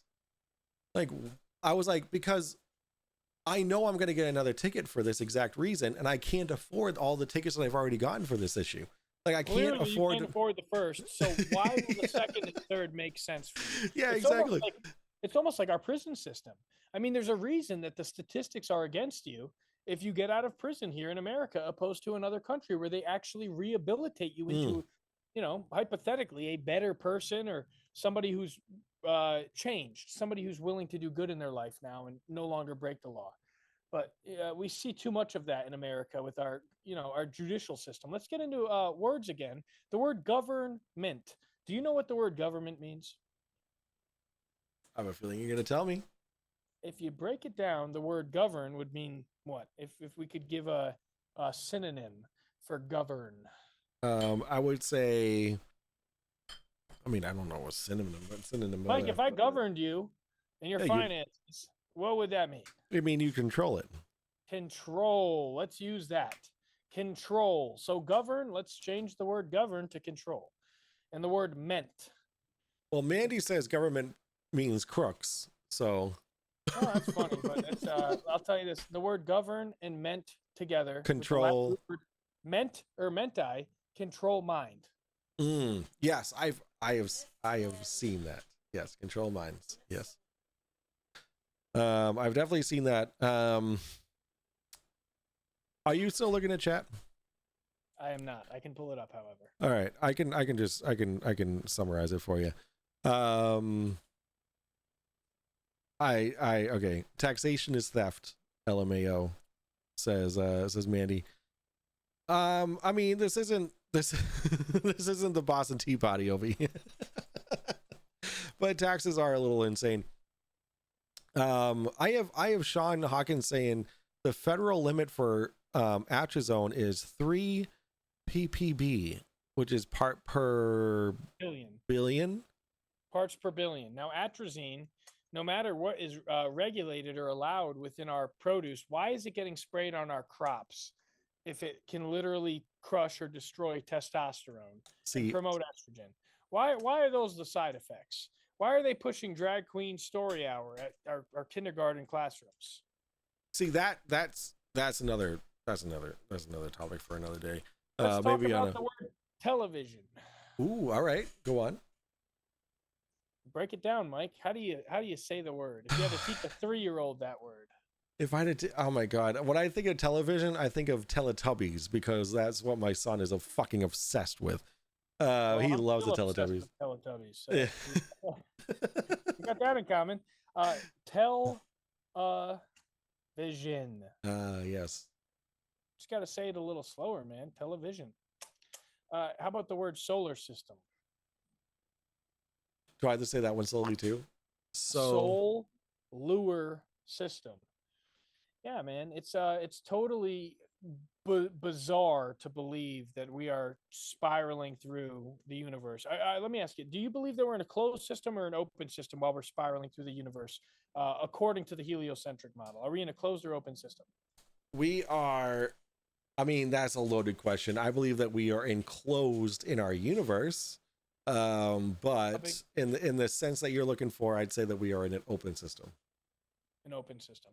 So let me ask you this: when we see a train chugging along, going up a mountain, Mhm. and let's say it's like a coal-powered train or a steam engine, there's a lot of smoke or steam. Or picture this, right? Uh, does the steam just go straight up, or does the steam kind of lug back with the train where it was exiting the exhaust? It lugs back. It lugs back. So when we had this big Palestine train derailment, or when we have a big fire, something burning, if the Earth is really spinning at the speed they're saying, and we're in an open system, shouldn't that smoke kind of be spinning around instead of going straight up slowly and surely, So, calmly? so, all right. The wildfires in California, you're aware of those, right? Correct. And I would just go ahead and add as a side note, the smoke exiting, right? Do you remember the Palestine train derailment? Do you remember the aerial footage they were showing of this big, huge mushroom cloud that was literally sitting on top of clouds? I, you know what? I'm gonna claim ignorance on that. I Okay. actually don't know that. Okay, it's something you should just look at Yeah, because yeah. again, train model, the train is chugging up this mountain, and the smoke is lugging behind. It's taking its time. It's not going with the train. It's not going straight up. It's literally kind of lingering where the smoke has exited the exhaust on the train. Right. If we're spinning on this ball, okay, we're spinning and traveling this way. If there's a massive fire with smoke going straight up, it shouldn't land in a plume straight above us. Do you understand kind of where I'm getting at, Mike? I do, but what I'm also understanding is that um, we're not at a full understanding of how slow the Earth actually rotates. Because the 1,400 miles atmosphere, per hour. because 1,400 miles an hour. because the jet stream. Well, I mean, at the poles, we're spinning at 0 miles per hour, but we're still rotating at 15 degrees per hour. But so, which is why we don't measure rotation in miles per hour. We measure rotation in degrees per minute or per hour, whatever. So which Bob, thanks Bob, actually measured. He was Bob, I forget his last name, but he's no longer with us, unfortunately. He measured. He was a flat earther that measured the 15 degree per hour rotation. But what happens is, so like the reason why us at the East Coast were affected by the wildfires in Canada, in California, is because the rotation of the Earth, right? The atmosphere goes along with it. The jet stream, everything goes Now, you just told us we're in an open west-east. system, so how would that work? Gravity. Gravity is your answer for everything, I presume? Gravity is the answer for everything that gravity answers. Yes. And gravity, again, is an unproven theory. We can ask Alexa or we can look into other sources, but It's it a can't be law. observed or measured. It's a law. No law of gravity. It's a theory. It's a theory. We should So really so that's probably our so first stop in this entire convo. so the cause of gravity is a theory, but the gravity itself is a law. So if I make a law that I have a theory, does that make it real? The law makes it real. Yes. So if I have a law that states I have a theory that you're a homo, even if you have a wife, does that validate my theory that there's a law that Mike is a homosexual? If I Would it? was a homosexual, then yes, then the law would state yes. But you're not, because I've heard you mention that you have a wife.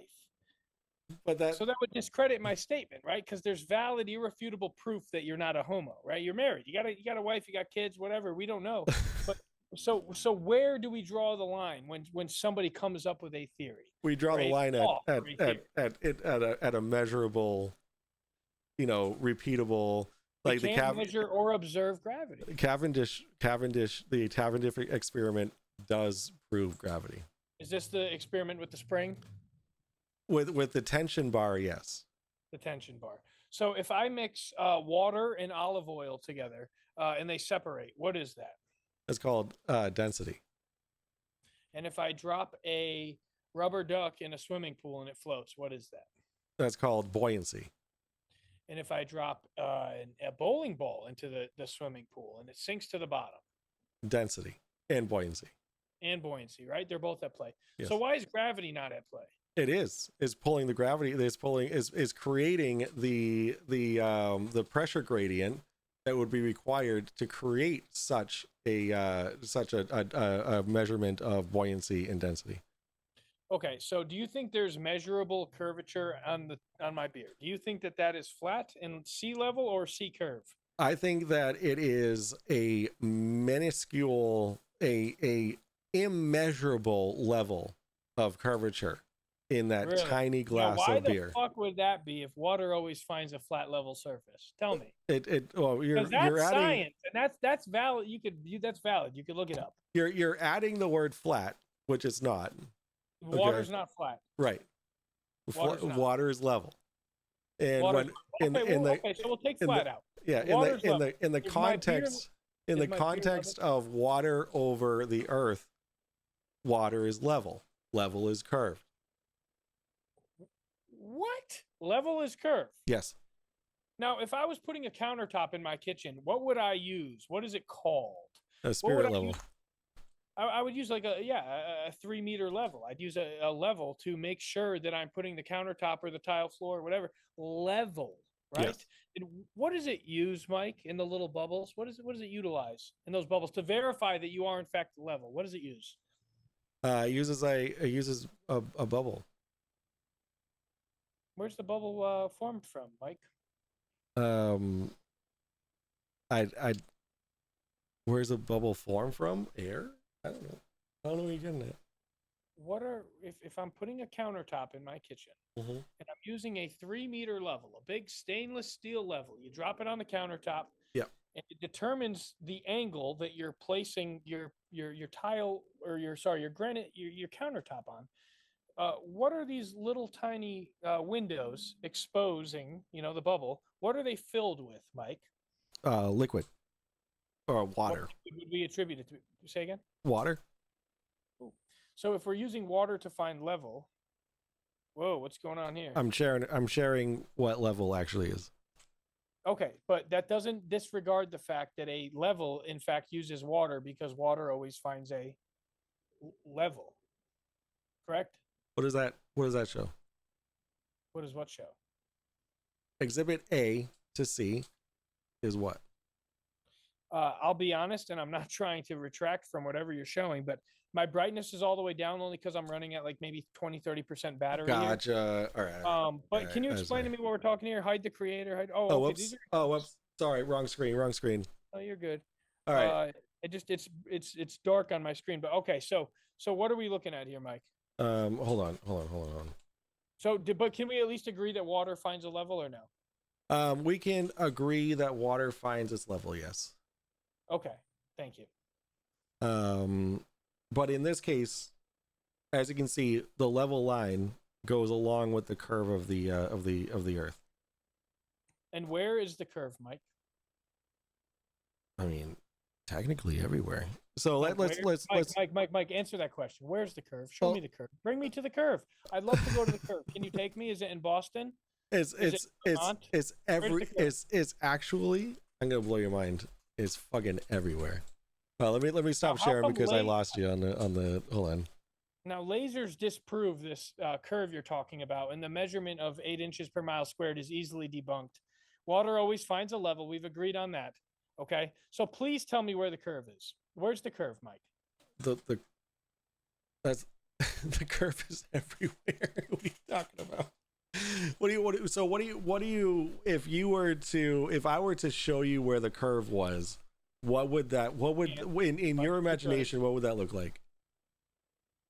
Well, I would like to see some visible, repeatable evidence that there's a curve somewhere. And it's the reason that, people like Flat Earth Dave are offering 3 Bitcoin. And we can try to debunk him and say that he's not offering it. We'll get him on the podcast. We'll talk to him. Yo, if you could get Flat Earth Dave on my channel, dude, that would be fucking insane. Dude, we've already got Tyler Hansen here. He's with us, right? He'll probably see that I've posted this. We're friends on Facebook. All right. But when I tell you there's irrefutable evidence that proves, again, water always finds a level. Mm-hmm. That's why swimming pools are flat and stationary. You can say it's not flat, but the water is visibly flat. It's observably flat. And science needs to be observable, repeatable, and continuous. Mm-hmm. And there's nowhere else on this earth we can find some spinning ball with water stuck to it. If someone could show me that, I'd give him more than 3 Bitcoin. But it's not repeatable evidence. There's nothing that we can do to prove that water ever sticks to a ball down here at least. So do you understand scale? Of course, yeah. And that's what they'll always say is we're so tiny and the earth is so big. Again, Yes. I told you I met Delano Roosevelt's grandson at the gas station. That's how small the world is. Very small. It is not scaled. We can say that it's just the size of it that's giving us this visual that it's flat, but it's really curved. I mean, Yes. How much sense does that make? That's like me saying, I know I look white, but I'm really black. That's not quite analogous. However, socially, yes, the earth is small. Geographically, it's very big. Geographically meaning what? What is it? What map are you using to geographically explain the size of this earth? Are you using Gleason's map? Let me use because there's more than one map of the earth. Does chat know about that, or is it just we have a globe? There's multiple versions of the map, which is like the AE map, which is based off of a globe, the azimuthal equidistant map. Let's really go at it. Let's heat things up a little bit. All right. 10 years ago, right? You said you went down the flat Earth rabbit hole, yes. Correct? Yes. Explain to the chat and explain to me right now who Admiral Byrd is. Admiral Byrd. Oh, you're giving me the mic. So Admiral Byrd is an explorer who went down to Antarctica, and in his writings, he explained what he observed down in Antarctica, and what he observed were domes. Okay. And in the domes that he was talking about were geographical domes, which are actual like domes of the earth, right? That they're not actually a dome over the earth. And he also said that there was land beyond the Antarctica that was the size of the United States. That's been unseen by the human eye. Until he saw it. Correct. But I doubt he explored that much land. Because it would kill him. Do you know about the Antarctic Treaty? I have read the Antarctic Treaty 19 times. Yes. Okay, so you could probably school me on that because I have not. Yes, I can.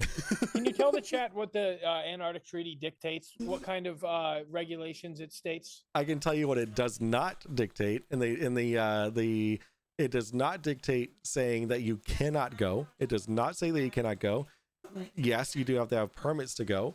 Because okay, so if you're going to go on that, we could also say that it does not say that Miller Lite is a crappy beer, right? If it does not say that, it would not say that Sammy the Kid is a crazy conspiracy theorist, right? If we're going on what it doesn't say, we could go on all night, correct? I guess you can. However, what flat earthers say that it does say is that no one can go there. Now, but that's not true. If we categorize flat earthers in one category, what I'll tell you I won't do is categorize Democrats and Republicans. And I'm constantly telling my friends about that because I know, and being that I have right-leaning views, as most would assume, being with someone with a military background, I don't categorize Democrats. In fact, I want to be friends with everybody. I want to have conversations with everybody. I will never say that all Democrats are this or all Republicans are that or all independent or conservatives are this, because it's not fair to some that might have slightly tainted beliefs or slightly different beliefs. Sorry for the sirens. I don't know. It seems like every Friday night, that's just what's going on in the military base here in Texas. No, you know what? I do apologize for generalizing. I should not do that. I wasn't looking for an apology, but I'm just throwing that out there. Yeah, so basically, shit, dude. Now let's just say, do you think Admiral Byrd was maybe making that up?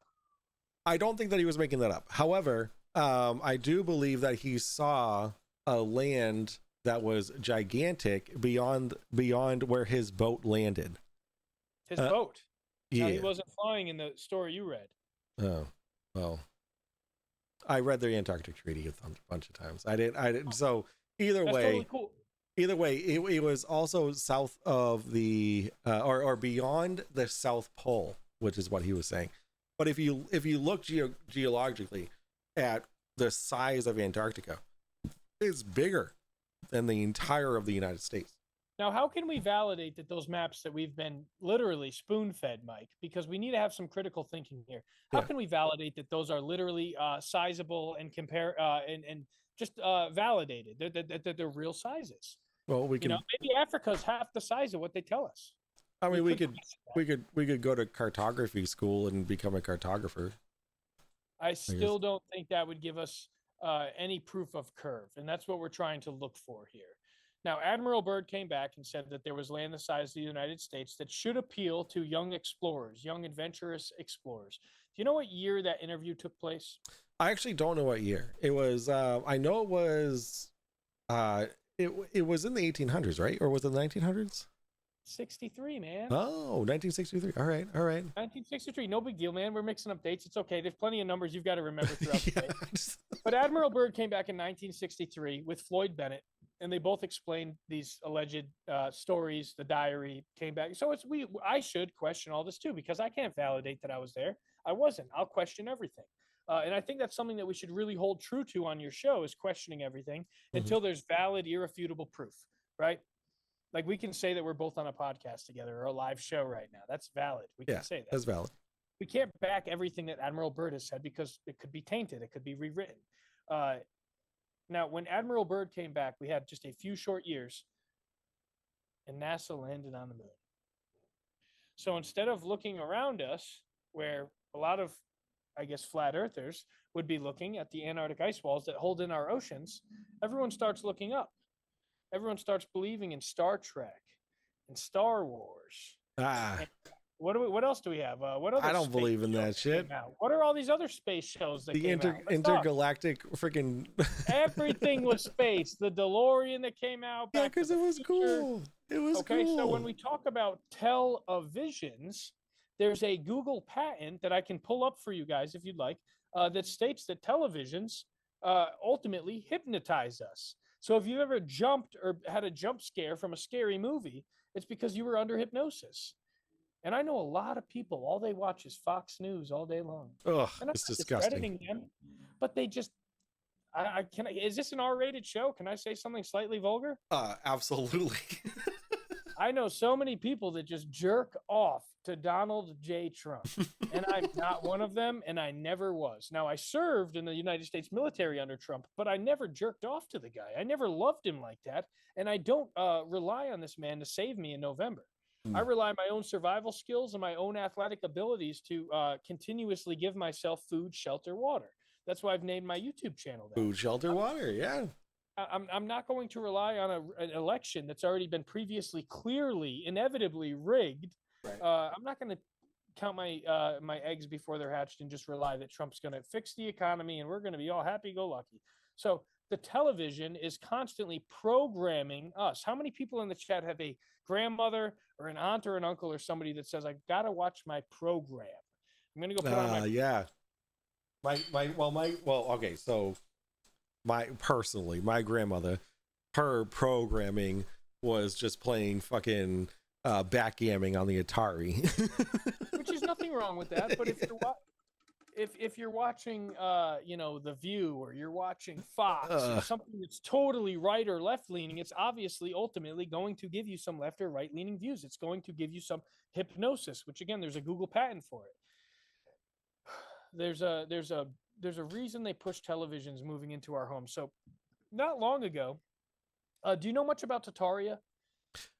You know what? As many times as I've heard about Tataria, I was like, oh yeah, I'll look into that. And then I never actually fucking looked into it. But like, you're giving me a lot of motivation to actually look into this shit. So Tataria, talk about it. I don't know enough to really say, but All right. how about like the Chicago's World Fair? Do you know? Like, I want to. I'm guess I'm Ooh. going down the rabbit hole of hidden technology. So in the 1890s, we had electric transportation buses, we had electric scooters, electric rollerblades. Yeah. Now we're implementing these into our life now. Yeah. In Really like Tesla and Lucid and all that. Yeah, so we know that Tesla was a man. He was a person. He wasn't a car dealership immediately, or a Yeah. model, brand name, whatever. I mean, Gen Z wouldn't know that shit. What are your thoughts on Elon? Because if I have to say anything Oh, positive God. about him, I don't have anything to say positive about him. I've got plenty of proof that this man is clearly just like Trump. I've got footage of Trump in a 33rd degree Freemason ceremony. He's getting dubbed a 33rd degree Freemason. He's got the apron on and everything. Trump's was So, on Epstein's flight log. so I can totally believe Trump's a bad person. Go ahead. I'm gonna go off topic a little bit here, and I'm ready. it's just on the Masonic thing. Yeah, let's do it. I haven't uploaded it to YouTube yet because it's not really like we weren't supposed to be there kind of thing. But Okay. me and two of my friends, we Calling the cops right now. oh fuck. Dude, oh fuck, they're here. We Anyway, got him. Send him in.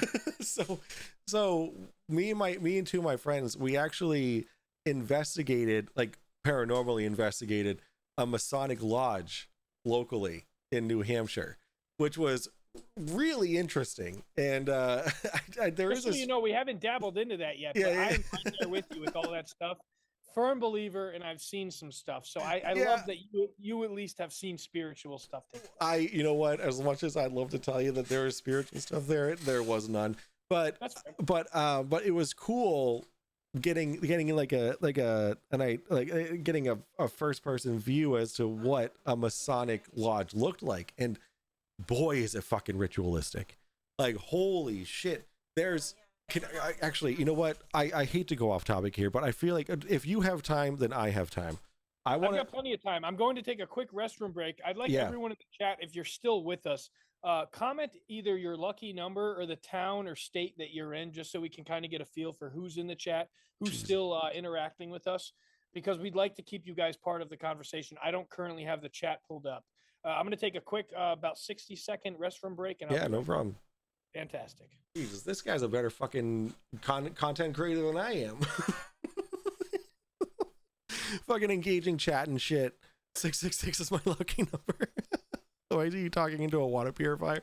Because his microphone is connected to it. What I wanted to bring up, where is... All right, I had to go like way deep. All right, wipe stuff. Video projects. Is it ghost hunting? Ghost hunts. Me study pictures. Hello, where are all my fucking pictures? Phone? Wait, why? Where are all my pictures from the... Oh no. What have I done? Where are all my pictures from the... Oh fuck. Why don't I have any pictures?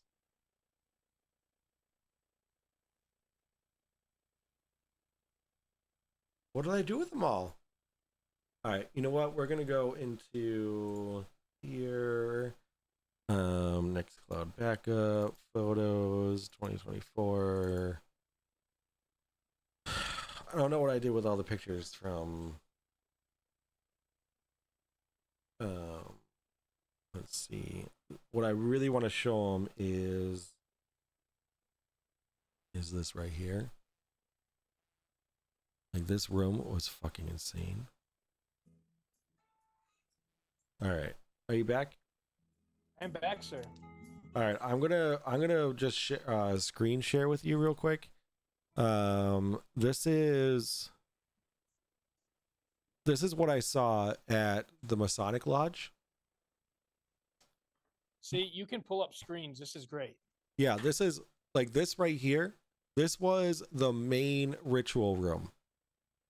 Like, it's fucking huge and gorgeous. Like, these pictures don't do it justice for what this is just like a. I like to throw this out there just for the people in the chat that don't know, but to my knowledge, there's never been an astronaut that wasn't a Freemason. And one of the big turning points when my mother became a flat earther prior to telling me about flat earth was ultimately a video called Astronauts Gone Wild, or I think it's Astronauts from Hell, one or the other. It's on YouTube or maybe Rumble. Find it. We'll pull it up on the next episode, maybe next Friday. Ultimately, there's not a single astronaut from the Apollo mission, including Buzz Aldrin, that will put their hand on a Bible and say, "We've been to space."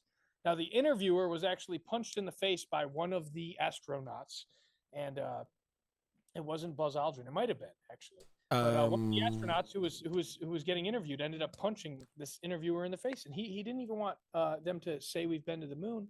He just said, "Put your hand on the Bible. Tell us we've been to space." There's only a few people that have been to low Earth orbit, and it's as far as we can go. We have an impenetrable dome above us. It's called the firmament. It's referenced in the Bible over 247 times, which doesn't credit it or make it real, but it's very real because there's a reason that the spacewalks look the way they do. If you watched the SpaceX walk yesterday, you'll know. Really, really quick. Shadow Storm, thank you so much for that raid. I appreciate you. He raided us over on Twitch. Thank you so much for that raid. What does that mean? He was streaming, and then he had a viewer. He has some viewers, and then he brought them over to us. So now his viewers are watching us. Thank you for that raid, Cody. I appreciate that. Appreciate you, Cody. So, to go off of that, I actually MC Tune. Are you familiar with MC Tune? No, sir, I am not. So it's actually he mentions a excerpt in the Bible that says that if you were to swear on the Bible, then that would mean that you are discrediting God. Okay, so we'll go with that, and we'll totally retract my statement. Okay. Do you think that all 6 or 7 astronauts knew about this MC guy you're talking about, or no? No, absolutely okay. not. Okay, so that discredits what you just said, with all due respect, sir. Yeah. All right. I mean, that's fair. I mean, you can discredit all my shit all you want. I don't give a Well, fuck. to some extent, do you think it does discredit it if these astronauts don't know of God ultimately being what did you say? If you swear in the Bible, you discredit God. So the verse goes. Who is this MC guy that stated this? Because I haven't MC Tune. Oh my God! Please watch MC Tune. Is he a YouTuber? He is a YouTuber. Yes, very much. Those are his credentials. I'm talking about the Holy Bible and astronauts that should be more or less patriots in our country, and they should be extremely excited to tell people we've been to the moon, we can go to space. There is a space mission. It is all real. We are going up there. So and another thing is that a lot of the astronauts are atheists. So now, where can we validate that? Is that true? I mean, you know what? I'm gonna that's it's not speculation, but it's something that I don't have the proof of right this second. So thank you for calling me out on that. But it is understood that a lot of the astronauts that did step on the moon, they were not of faith, which I can bring that up for later. Let's see. Gap says, how can you say no straight line but did navigation successfully? We mapped straight lines and made it to the objective. Correct. You can map a straight line to a destination. That's like me saying from me to the back door at my house right now is a straight line this way or a straight line that way. Of course, we just made that straight line. But if I wanted to, as a human, I could go this way and then zigzag to the door. It doesn't add a straight line to Mother Nature or the Earth.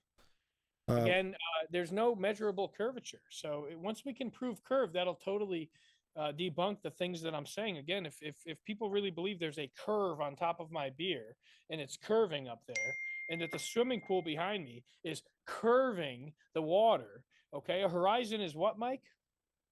Curved. A horizon is curved. Yeah. That's perfect. Because I'm pretty sure if this is a recorded podcast, you told me earlier in the podcast that it is flat. It's straight. Sorry. Well, it's level. My bad. So is it curved or level? Because I feel like those are totally polar opposites. So, contextually speaking, level is curved, and black is white. Let me. You know what? I will send you a link, and it'll explain a little bit more. Will the link make curve level and level curve and black white and white black? It will not make white black. It'll not make black white. It'll make level curved. So okay, so let me ask you one more time. Is the horizon, what is the horizon? The horizon is a crisp line.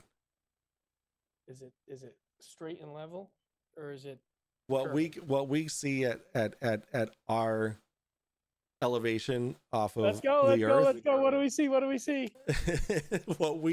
sir? What do we see? What we see on at the level that we see, there is very little curvature that is not measurable. Dave's giving away 3 Bitcoin. It's flat. It's observably flat. While we're on the Earth, yes.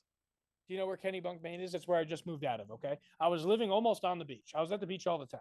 0 measurable curvature, 0 observable curvature. It's flat. Sea level, not sea curve. Can you explain something for me real quick? Why do we have a crisp horizon instead of a how do you say, like a blurring horizon? Mike, can you see me right now from your kitchen window? You know why I can't see you? Tell me. Because of the curvature. It wouldn't be maybe your neighbor's house, or maybe a valley or a hill? A physical obstruction, yes. Okay, so let's take all the physical obstructions out, okay? All right. Let's put you and me on a perfectly flat plane. Yeah. You're in Massachusetts. I'm in Texas, sir. Yep. Come outside. Okay. Can you see me? Can you hear me? If I could optically... If I had an optical apparatus, these things are only so powerful. Right. Correct. But we have tools God gave us the intelligence to build tools. So we're bringing in a creator now. Yeah. God's also talked about the 4 corners of the earth, and the earth being like his step stool. He's explained within the first page of the Bible that he made a firmament, a dome above us to separate the heavens above from the oceans below. The sky is blue because of the water above us. Yes. Water's above and the water's below. Yes. Correct. Yes, sir. So you've got this. I'm going to put you back into flat Earth country very soon, sir. I was never in it, but okay. You said 10 years ago you were going down this rabbit hole. I was just very, very interested. Hold on. Did you forget about True North? True North. Let's talk compasses, Mike. Yeah. Mike, when you're holding a compass and utilizing a compass, what is one main important thing you have to do with that compass? Hold it level to Earth's surface. Hold it level. Correct. To Earth's surface. Flat. Now, how would radar work? How would radar work? That's actually something I actually want to talk to you about that, because I figured that you would, of all people, know how radar worked. Radar would be impossible on a ball. Radar would be impossible if we were spinning. Impossible. So radar travels in straight lines. Explain radar on a curve then, or a globular Earth that's spinning. And maybe we need to do some homework on that, but that's a topic to discuss. Yeah, absolutely. So radar actually, to get the distance that it does, it is shot up towards the ionosphere, and then it deflects off of the ionosphere to its target. At the ionosphere, you're referring to the firmament above us, I assume? No, the ionosphere. The dome above us. No. the ionosphere. How deep into the ocean can we go down? Well, I mean, we've been to the deepest level of the ocean. Have we? We have, and it's Who's we? incredibly dangerous. Man, is there? Hold on. Okay, Gap really wants me to say this. If there is no such thing as a straight line, explain as a scout true north. If we plotted a point in the direction of travel with straight north, we follow that direction of straight travel, do we not? Yes, that's like saying if I tell you to follow the fucking sun and we paused the sun and the sun was in a fixed location for an hour. And I said, for the whole hour, that sun is not moving, hike towards the sun or hike towards the moon. And it wasn't moving. We would hike in one direction. How the fuck does that have anything to do with the fucking shape of the earth, Clark? You know what? I don't know what all that means, but I believe that Gap knows what he's talking about, and that you also are rebutting in the fact that you know what you're talking about, but that objective didn't move, says Gap. All right, let's talk about this, sir. If you and me were right now on an abandoned island together, okay?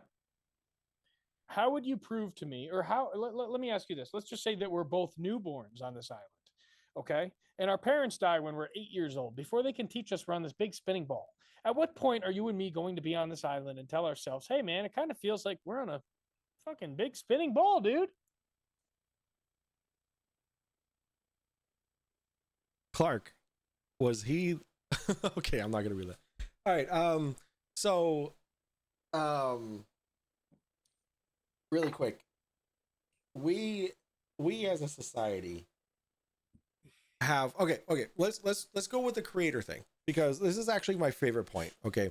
Because what I believe is that God gave us the intelligence to okay, I'm going to back up a little bit more here, okay? Austin Whitsitt, his description of the moon phases is hilarious, but the ending of his description, can I just show you the video? Let me fuck it. Okay, so where are we at right now? Are we talking about... I'm all over the place. I'm fucking all over the place. A little bit. Do you want me to ground us here? No, let me back up here. Okay, so my interpretation of our creator, okay, because I believe that we have a belief in the same creator. Away from religion, sir. Okay, fine, whatever. All right, you're calling me out. All right, so this is your show, not mine. The rules are yours. my interpretation is God gave us the intelligence and the capability to create the tools to see and observe and teach and learn what he has created for us, etherically displaced. Okay. Yeah. And I totally agree with you. So if we're going to get into religion, I'll tell you this. I was raised Catholic. I refuse to even talk about Catholicism anymore. Okay. Strictly because of it's just there's a lot of bad stuff wrapped in it. If people don't know about the fucking priest and the pedophile, it sucks. Correct. But it goes everywhere, right? So I was baptized as an infant with zero say in that, right? You're right. There was no one who told me I was going to be baptized. There was zero consent. Now, it doesn't matter because after I left the hospital, I had already gotten a social security number pinned into my ear like a fucking cow on a farm, and they took my fingerprints. Yeah. That's that's on the aspect of keeping track of who we are as citizens of the U.S. Let me bring up. No bueno. It's no good. So it's no bueno. I like that. So moving forward, right after getting a number allotted to me, like a piece of cattle, a cow in Texas on a farm. Okay, I get a number and I get a religion. Yeah. Right. And I get a race, right? I'm Caucasian, right? They give me that. I'm all these other things, but I'm also a number and I'm a name, Sam Hovanik. I had no say in any of this. Now, the social security numbers for a whole nother episode. I'd love to dive in that. In fact, I've got a friend that would be able to school us both on what the social security number is and stands for.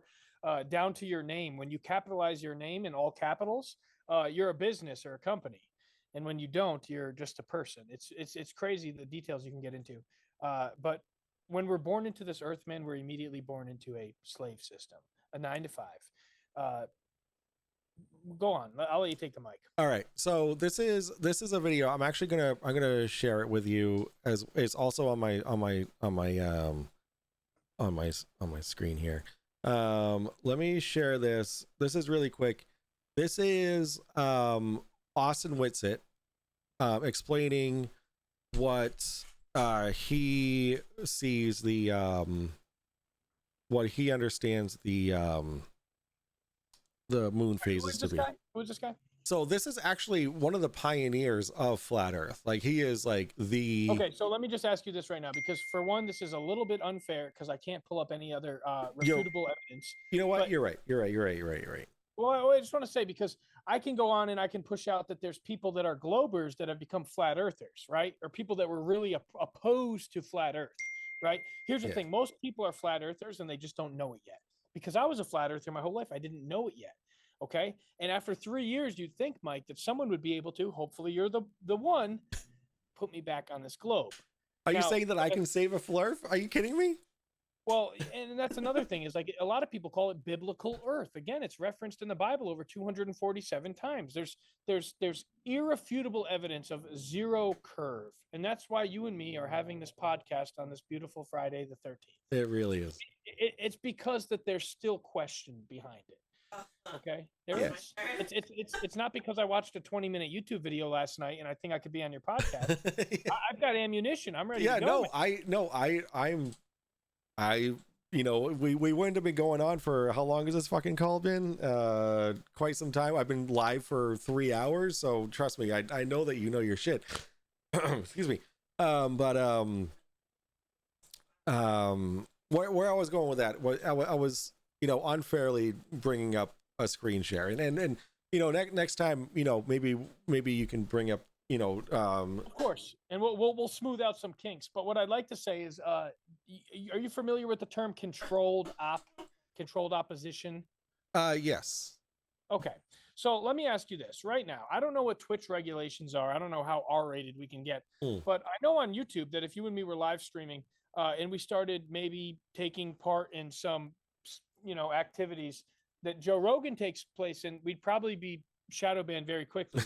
Now, I assume Joe Rogan to be what I call controlled opposition. Okay. So it's almost like if I had somebody in the comments right now commenting saying, there's no way the Earth is flat.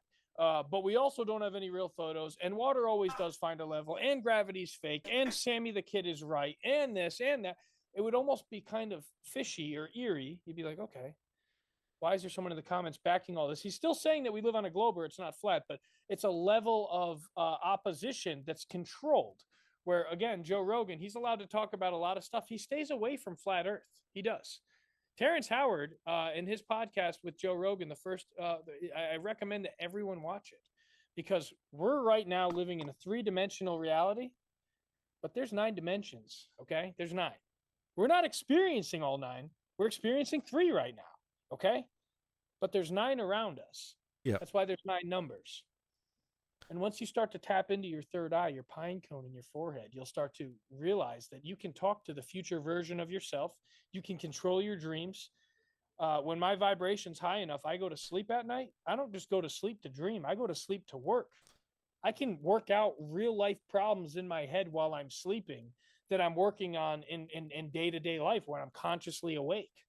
And that's when my vibration's high. And I attribute it to a healthy, clean diet and working out and avoiding fluoride. Don't brush with it. Don't drink it. Stay away from it. If people say it's natural or it's a byproduct of this or that, it's helping with cavities. If you really believe your government's putting fluoride in the water to help your teeth, why the fuck are they not giving us free oxygen tanks? And how about free medicine like an EpiPen, right? They'll give away a free vaccine that kills, but they're not going to give away an EpiPen.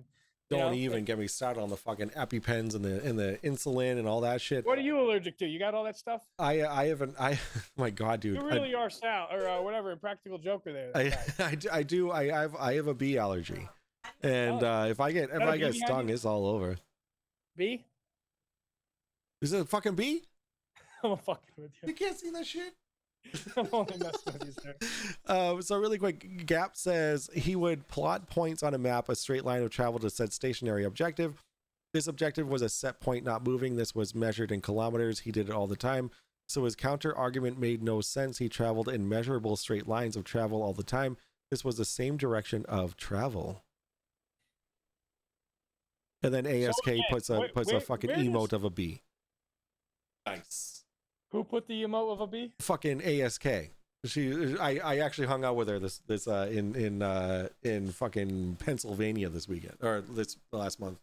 Very cool, man. PA, man. I can't wait to be back up north. I want to shout out Claire Marler real quick. She said that you didn't read her comment. She reached out to me. I became a flat earther when Sammy took his shirt off an hour ago.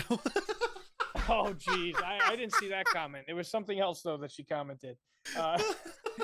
My shirt's still right here, dude. And I'll be honest, I've been close to putting it back on because of the bugs landing on me, but I'm trying to fight them off here. Yeah.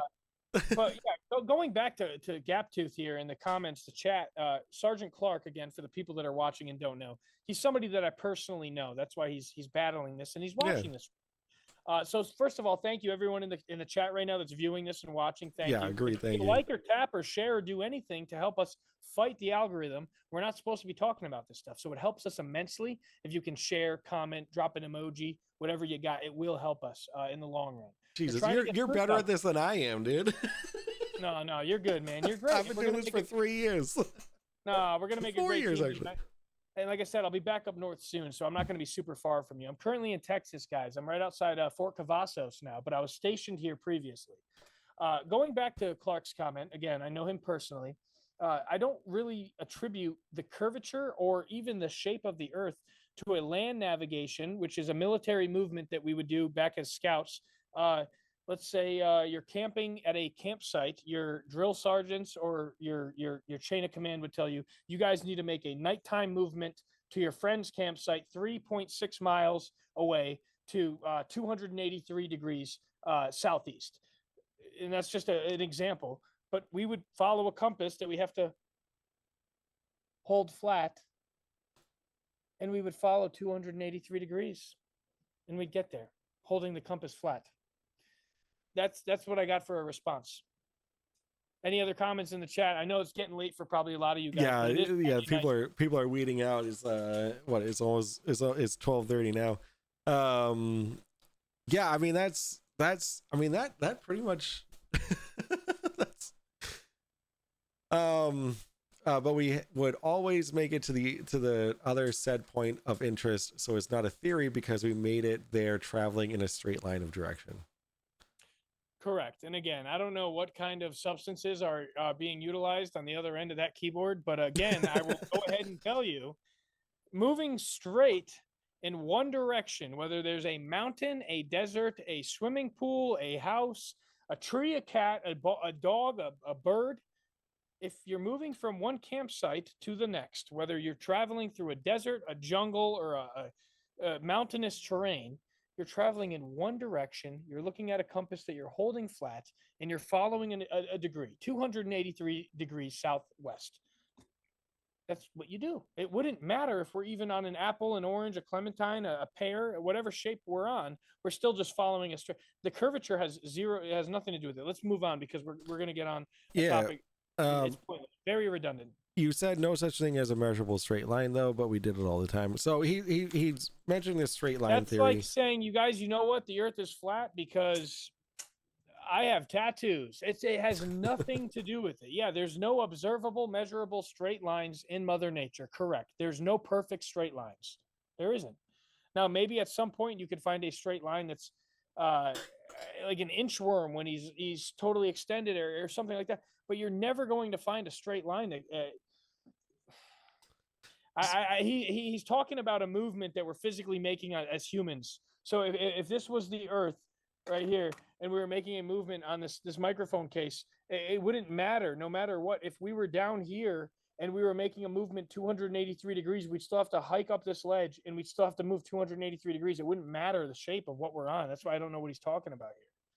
I have AFK saying the edge of a quartz crystal. Does that mean anything to you? I don't know what that means. It doesn't. I'm trying to rewind and go maybe back a few minutes. I don't think Yeah, we've I mentioned. don't think that. It proves the straight line theory is measurable. We traveled in the same direction, etc. I gotta look up what the straight line theory is, so I could actually like. Let's talk this, okay, Mike? If you and me get in the Corvette that we just bought because the podcast took off, Yeah, and we drive from Boston to LA. yeah, I mean, I haven't driven that. 3,000 miles. Yeah, let's just say this. Let's make the trip a little shorter. Boston to Hartford. Okay, Okay. you've been to Hartford, Oh, right? of course. Yeah, many times. I was born there. Nice. We're talking the Northeast, guys. Hartford's the capital of Connecticut. Boston's the capital of Massachusetts. We're Yeah, talking the northeast corner of the United States for the chat. yeah. 2.5 hour Now, drive. would you say that like the highway was pretty flat? Just Oof. go with this. Just go with this because I'm not using this as a reference, but more Jeez. or less.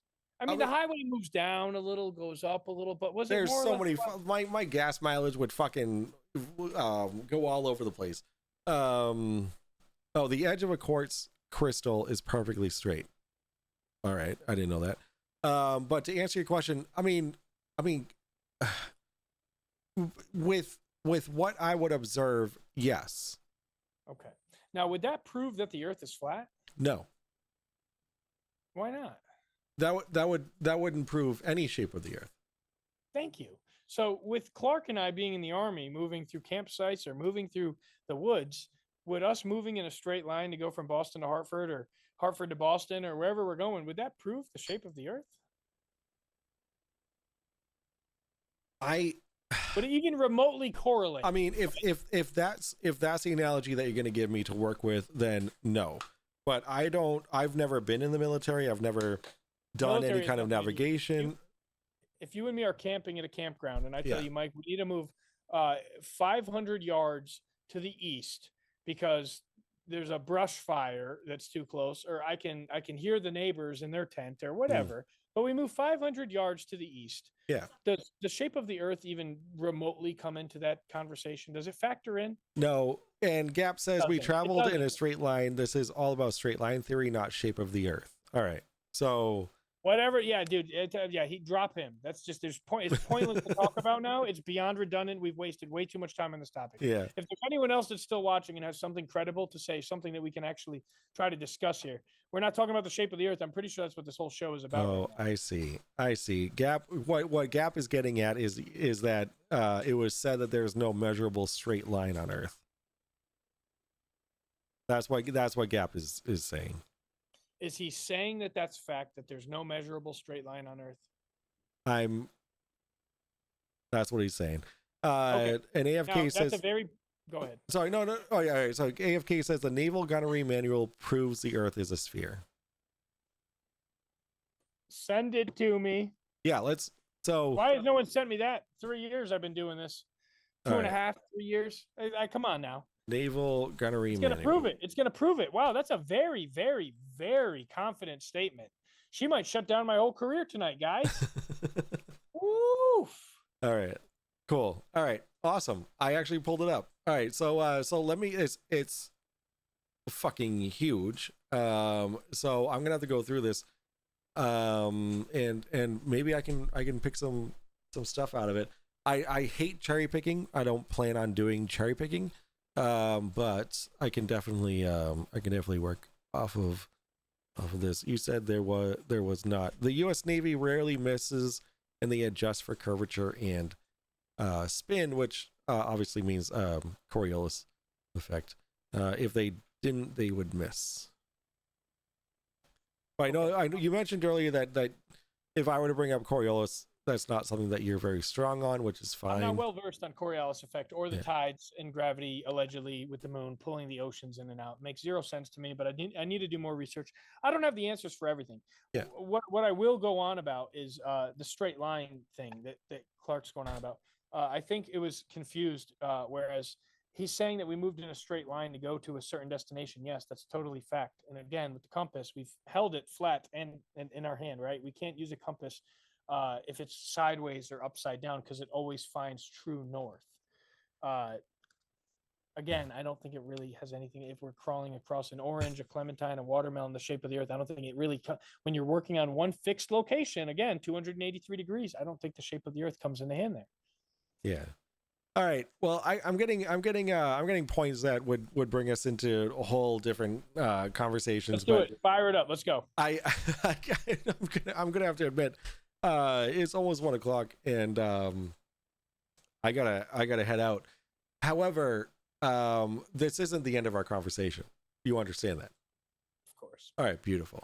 All right. Well, I'm gonna have to call it here. Sam, it has been an absolute fucking pleasure having you on my stream. And my wife is, oh my God. Yep, there she is. Nice to meet you. Say hi, Sam. Okay, Does she know that she's dating one of the Impractical Jokers, or no? She doesn't know yet? She's married to one. She's married. She's on the show right now. Oh, you guys are married to Sal. Yeah. We're we're married, dude. Oh, yeah. We've How been long married. you guys been married now? In October, we'll be married for 5 years. When's the anniversary? October 19th. 19th. I think that might be Eminem's birthday, unless it's the 17th. It's one of those. Dear God. Oh my God. Yeah, no, we actually spent our when we got married, we had our honeymoon in Salem, Massachusetts, because Halloween is both of our favorite. Fall is our favorite season. Halloween's our favorite holiday, and what better place to spend it than in fucking Salem, Massachusetts? So, I actually last Thursday I interviewed the owner of the only existing Ouija board museum in the world.